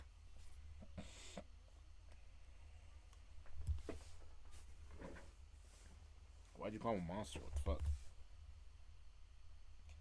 The girl calling herself Emiya narrows her eyes in joy. Her eyes express elation from the anticipation of finishing off her enemies. There's no need to ask who she is expecting to kill. Saber.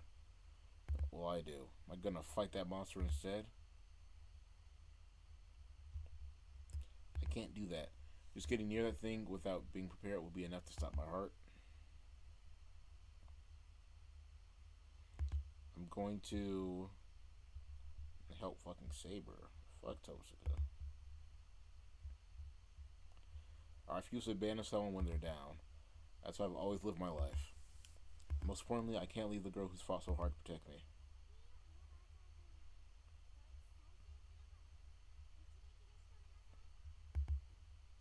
Berserker rumbles back into movement.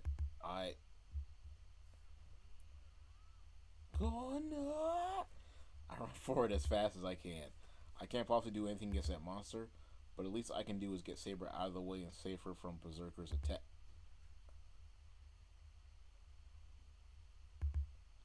I fall. Why? I was gonna shove Saber away from Berserker. Then I figure out what to do afterwards. So why? Did I just fucking die? What? What the fuck just hit me, nigga? Why? Why am I on the ground unable to breathe? What? I hear surprised voices. First, it's Saber who's in front of me now.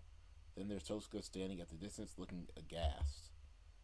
Then, for some reason, the girl calling herself Ilya stares down at me, dumbfounded. What the fuck just happened? There's a gaping, ragged hole in the middle of my body. I'm on the ground. On the asphalt, there's only a little bit considering how big the wound is. I see some withered branch. What? I see some withered branch-looking things and some shattered stuff. And man, that looks painful. All those parts scattered around. So I didn't make it. I can never have pushed Saber away, so I was just her shield. Oh my fucking nigga! You're telling me I just fucking took a damn berserker hit? Sir, I'm going to fucking die. I should be fucking fish paste. That ungodly huge machete thing took a good chunk out of my stomach. Yeah, I'm dead, big dog. Whoops. Sorry, I guess. Alright, well, we'll see you back at the lobby, pal. Motherfuck. Alright, what? I can't believe I failed at a time like this. I tried my best to be a hero of justice, but I screwed it all up when it really mattered.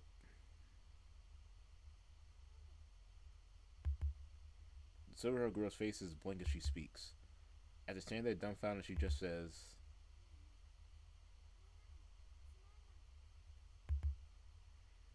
she calls Berserker back without finishing Saber off.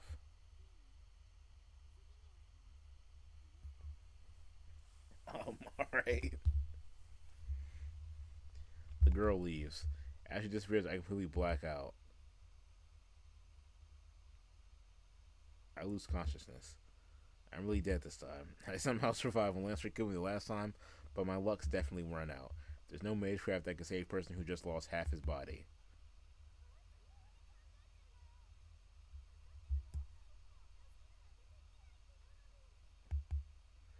I hear a voice reprimanding me.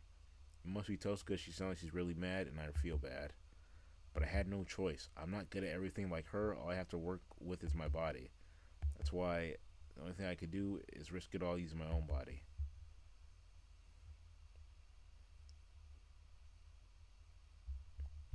What you mean save the fucking game? I'm dead. What are you talking? What? What? You're trolling. How? How? How?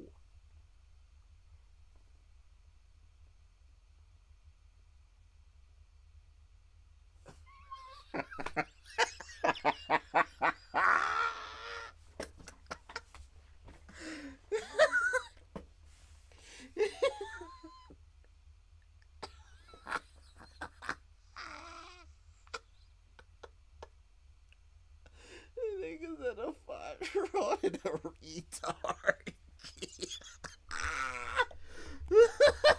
Oh my god.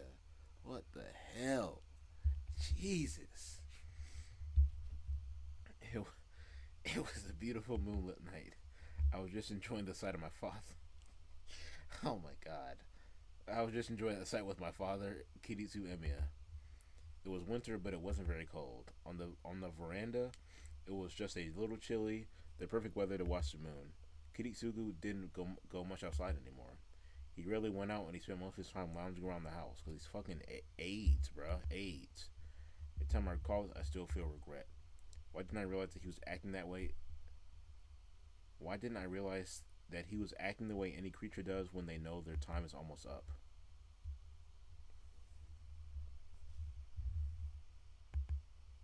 He blurted it out just out of nowhere. My father, who already seemed like a champion of justice in my eyes, said that as if he were reflecting on a memory.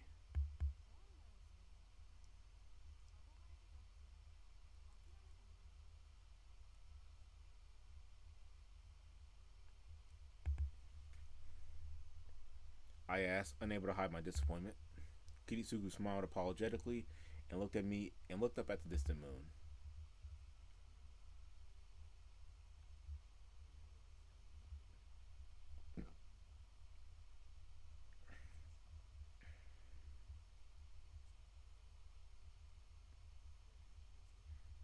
Damn.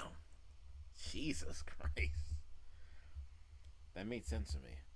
I wasn't sure why, but if Kiritsugu said it, then it had to be true.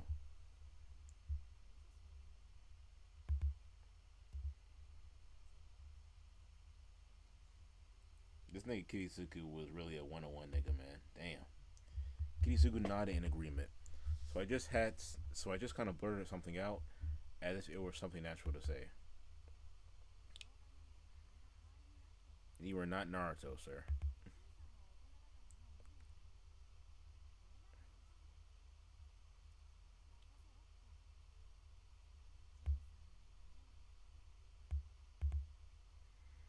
Because I'll make it a reality. The bold promise made my father smile. His face said everything I needed to know. Kiritsugu made a long, contented sigh and whispered,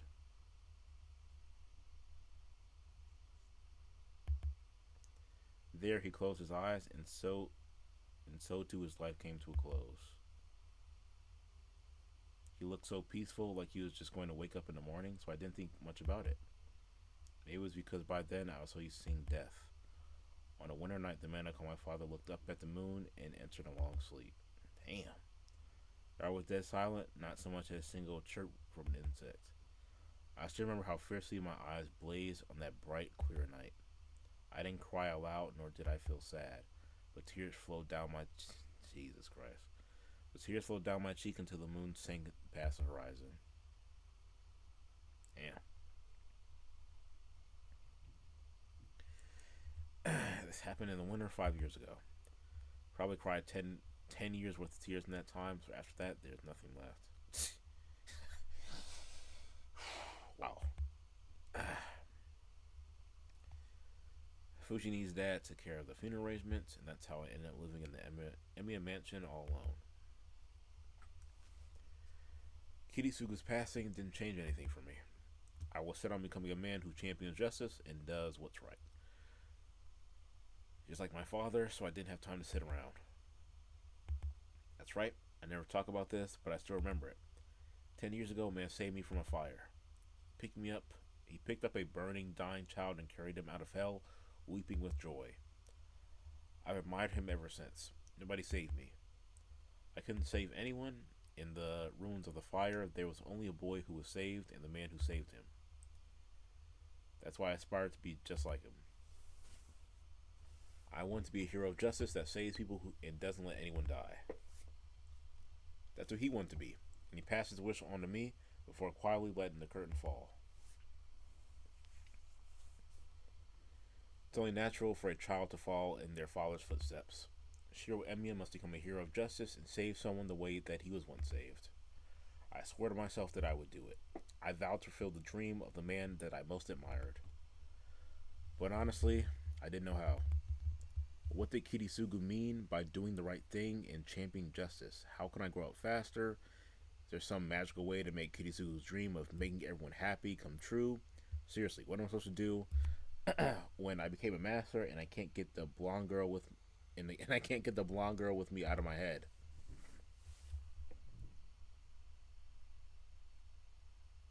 I don't know how this nigga said. This nigga must be a fucking One Piece character. It's like I don't get it.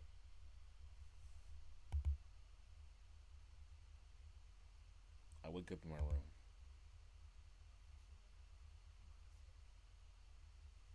It's the taste of the fucking blood on your mouth, dude.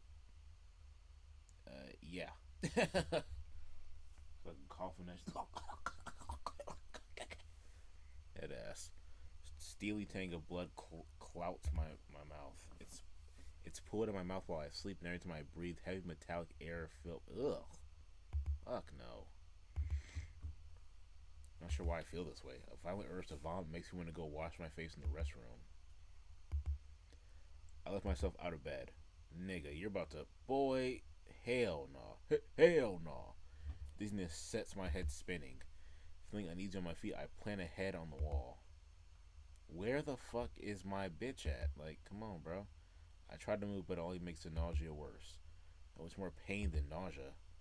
My body feels sluggish. My insides seem to churn whenever I move. I imagine this is about what it feels like if someone forced hot lead down my throat.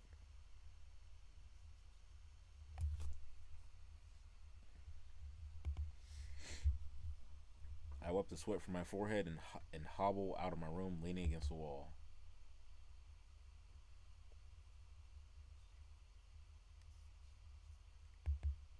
I wash my face and dry off my sweat-drenched body. Huh? For some reason, my abdomen is wrapped in bandages. I have no idea why, but I'll deal with it later. This nigga, bro. My stomach feels like it's churning, but my body needs nourishment. What the hell was that?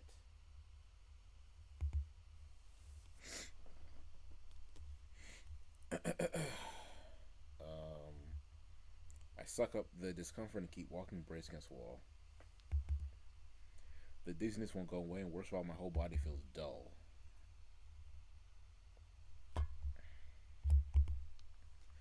I keep moving forward.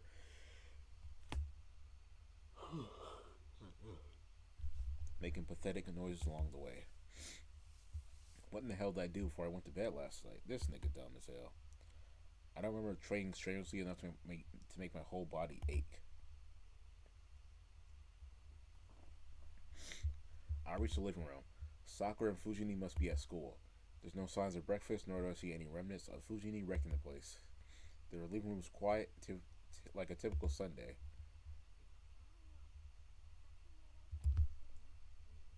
Bitch, get out of my damn living room. Or not. Rentoska is sitting on the floor by the table in the living room. She's so calm, like she owns the place so much so that I feel like I'm the guest here. Oop. I have no idea what to say, so I plop down on the cushion. Then take a deep breath.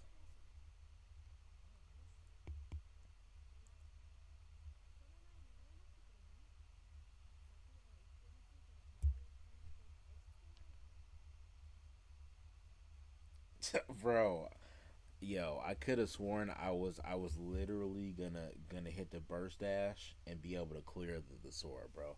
I was not anticipating getting fucking folded. You know what I mean? So I can't even finish asking why she's in my house. Tosa's glares all I need to know how angry she is. She seems upset about something that happened last night, but what exactly? Mate.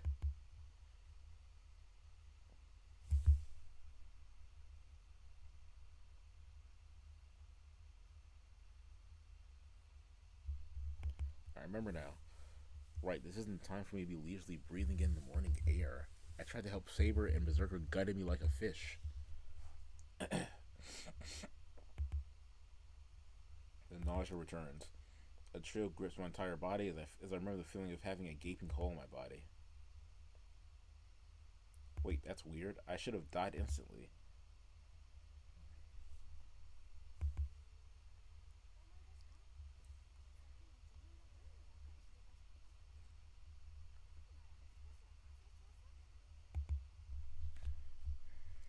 Tosca huffs critically. That kind of ticks me off. My brain frozen since seeing Tosca in my living room finally grinds into action.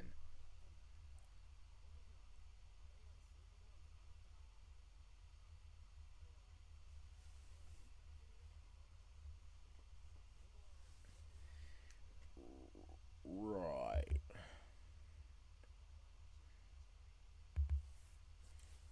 I return her glare, insisting that I'm not an idiot.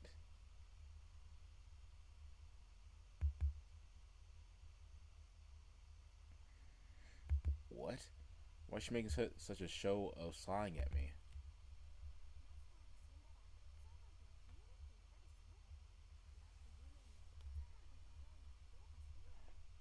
Alright, bro, you're just not listening.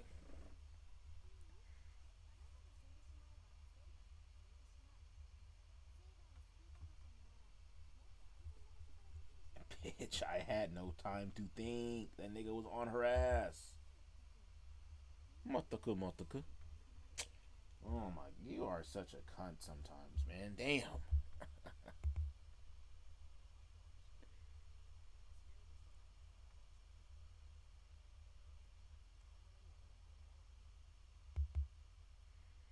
I know I might die if I got near a monster like that, but that's besides the point. Yes. Tosca only looks more irritated, like she knows exactly what I'm thinking.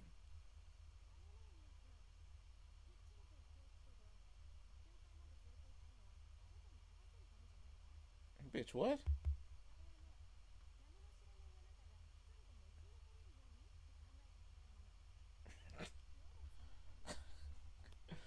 Why she hit me with the "you literally don't know anything"? Like you so fucking disrespectful, bro.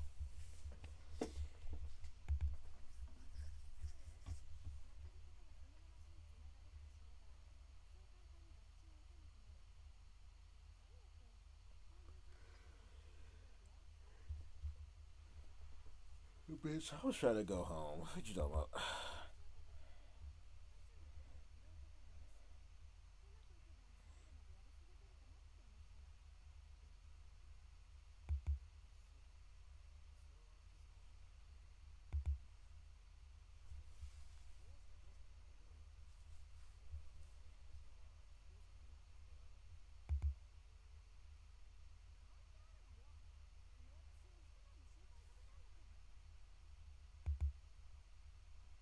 Hey, yo.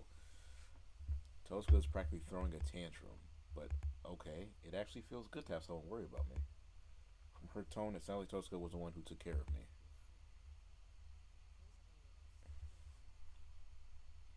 Nigga, you owe her 3. What the fuck? I bow my head in appreciation and apology.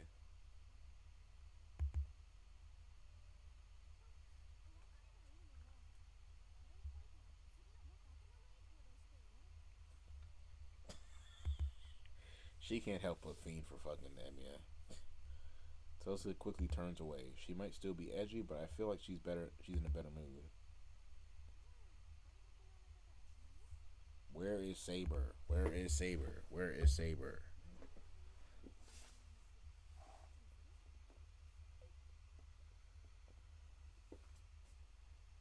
Yo, a few inches of venom. Not this goddamn early. There's no way. This early? There's no fucking way. There's no way in hell.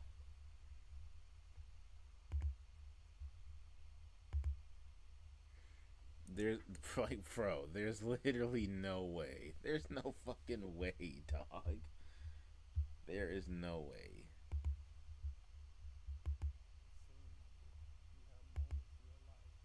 Where you do think you're standing alone. Nazia's disappearance caused a divide in her family. Some relatives were upset that Jarvis was allowed to be so close to Nazia, Right. especially unsupervised. In my opinion, he shouldn't have been allowed near her at all. Detective Jason Mays and his partner interviewed Jarvis Butts on February 15th as he was already in the Wayne County Jail on unrelated charges. He claimed he hadn't seen Nazia since late December to early January and said they were both in her grandmother's home. He was also asked about texts between them. Jarvis also told investigators Nazia often came to the auto shop. Not too far after that, bro. What the She fuck, was asked nigga? about what Damn, it was like on January 9th. bro, you fucking on that He already? said he had some criminal charges Dude, to take care of. This was somewhat A dating podcast in North and South Carolina called Who Hurt You Podcast. Okay. And I'm also friends with Fresh. I know him very well. I texted him before I came here. Yeah. And I know We pretty much bet. everyone Alright, on we your bet. crew. But I was a heavy follower, and you actually inspired me to start the podcast, and I realized what I was doing was wrong. Yeah, man, that God, shit, that's cool and all, brother. But, yeah, man, niggas nowadays not really trying to hear none of that shit. You see what I'm saying? They're not trying to hear that bullshit, bro. I want to hear that shit.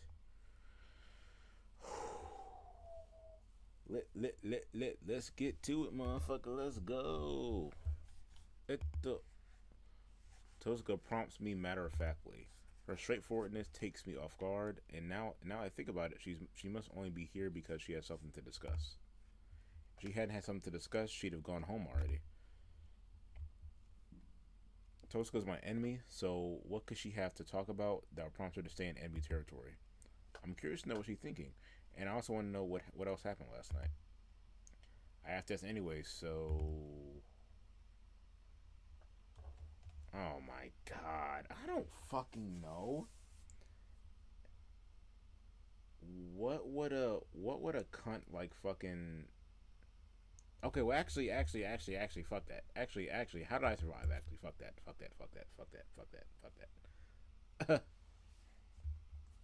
What, like, yeah, you niggas actually didn't explain that. So, you didn't explain anything.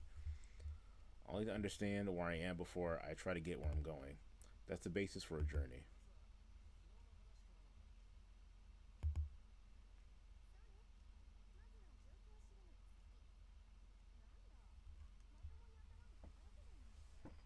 Nanda.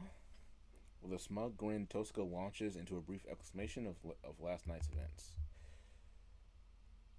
Apparently, Berserker left right after I lost consciousness. Afterwards, my body started to heal on its own, and I was back to normal after a few minutes. Oh, do we get passive fucking regeneration just from being linked to a servant? Okay. Or maybe it's because this nigga's never had a fucking magical circuit a day in his fucking life that he just didn't know that mages can regenerate. Okay. I was still unconscious, so Tosca brought me here, and the rest is how I remember it.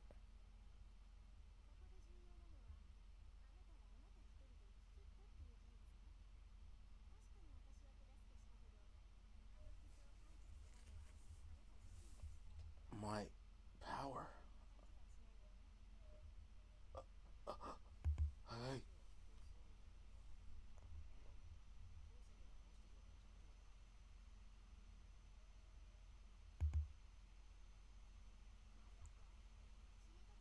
Masaka.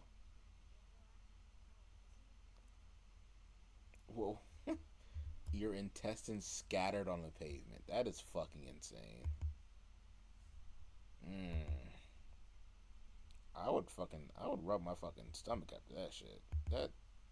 My stomach's back to normal, yes, but I'm honestly still dubious about what Tosca said. I can't even use any healing mage crash, much less raise the dead.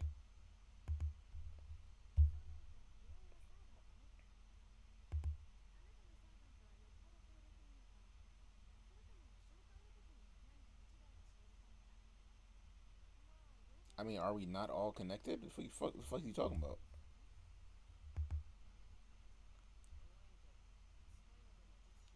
Nai?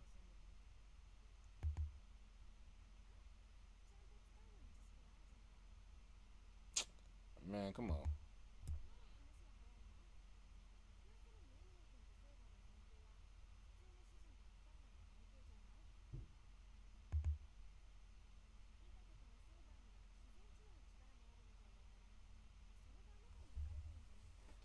It's crazy how well, I mean I mean everybody knows who the fuck Archer is. And I'm so it's but spoilers, I guess. It's crazy how the nigga having his future self come back as a fucking servant and then like just fucking happenstancing into summoning fucking savior. This nigga had This thing created the perfect fucking variables to make him a generational talent in under 6 months. It's crazy. It's crazy. Not even 6 months. This bullshit don't even last a week. I don't even think. Like, bro, what? Like, this nigga becomes a fucking ungodly powerhouse in under a month. Like, Nick, what, bro?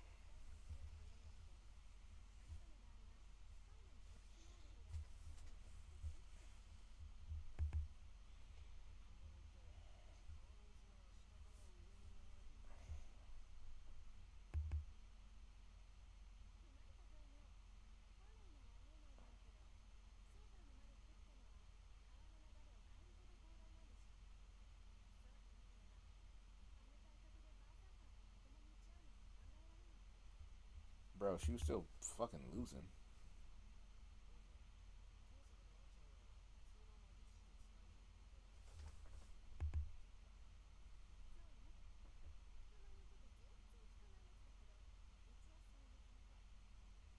Can I meet him?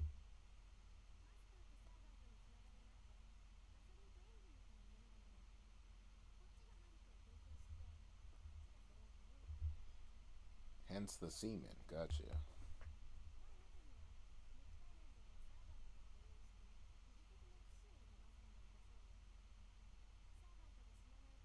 What?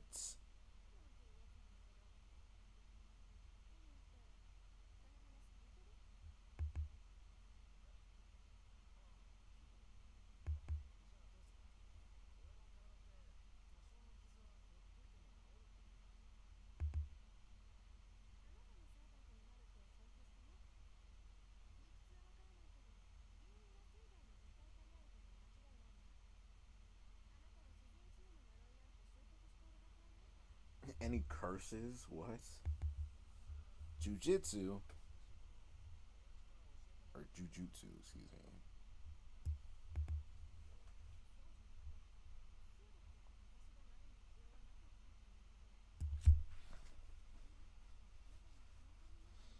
me. Iwa?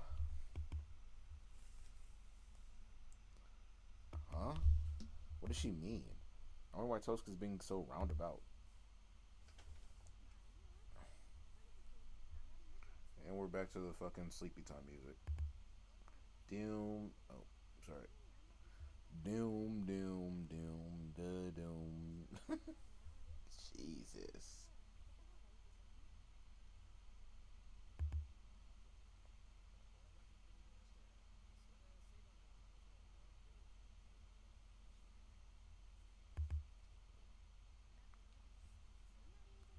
She looks like a fucking cat. What the hell?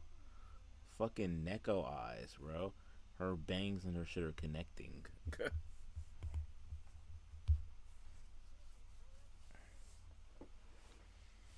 You're giving up something.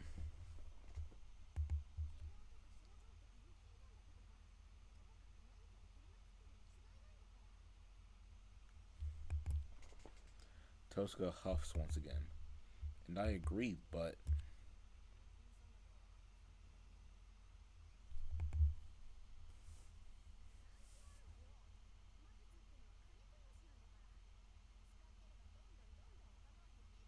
well, donda donda.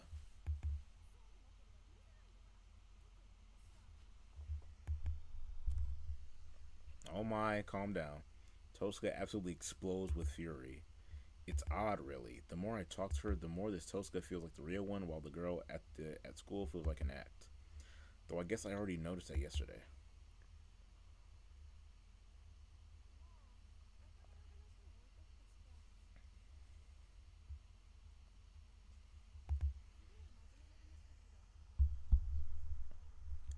Yeah, I guess. Damn, nigga. Stop moving the mic. Let's hear it.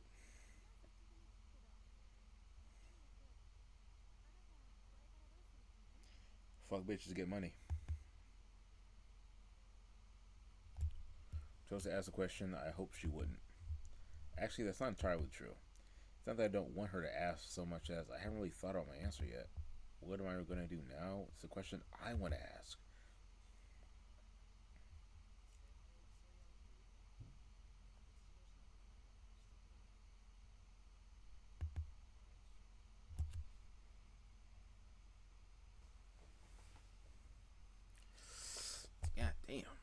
More than anything, I want to avoid any killing. All right, buddy.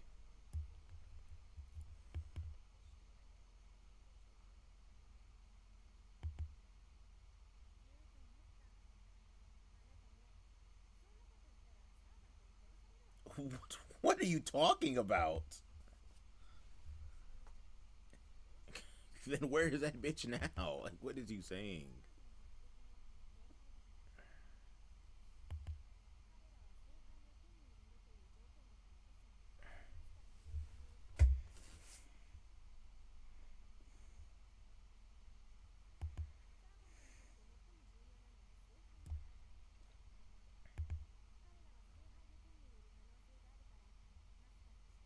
If and only if? Like, what the hell?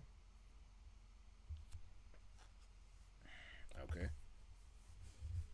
Nothing on me.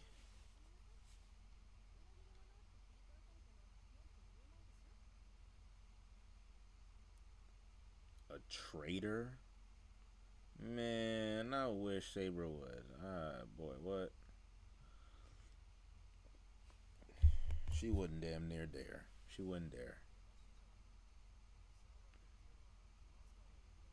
I'm gonna have her face down, ass up like she was in that fucking H scene.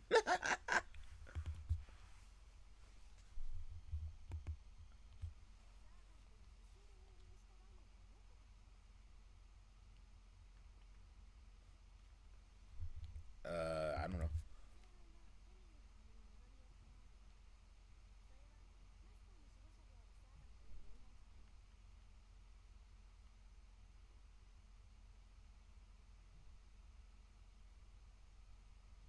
Huh.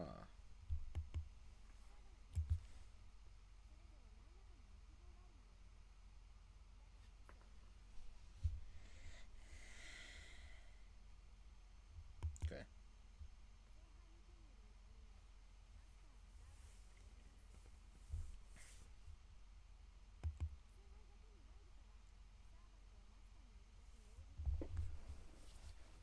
Right, right. Servants have wishes too? Does that mean Saber also has a wish she can get granted by the Holy Grail?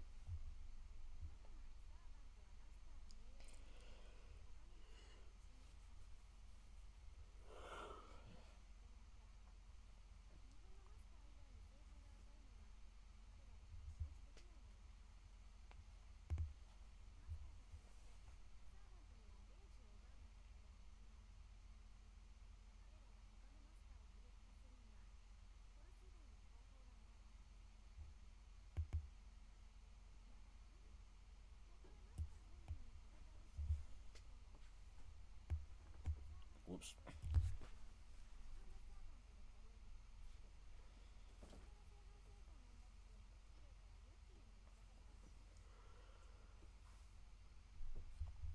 Yep.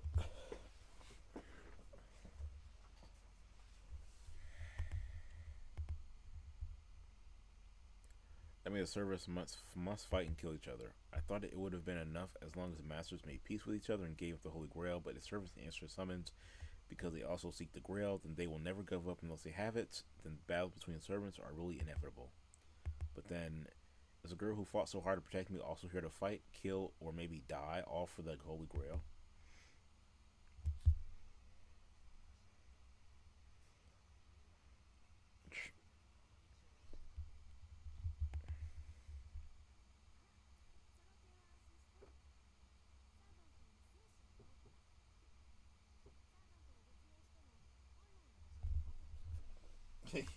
Yeah, they just fucking respawn.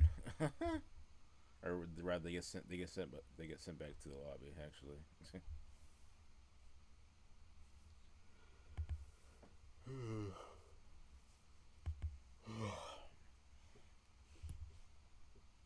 even if their death is are figurative, then change fact that something which takes the form of a human dies in this world.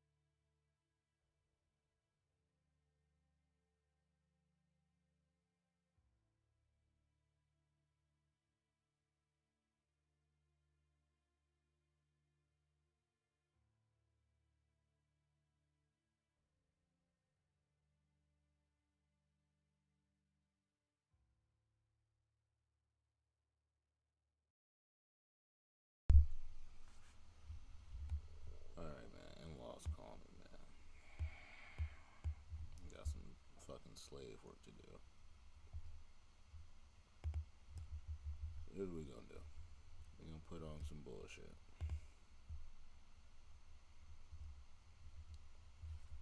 I'm not sure when I will be back, but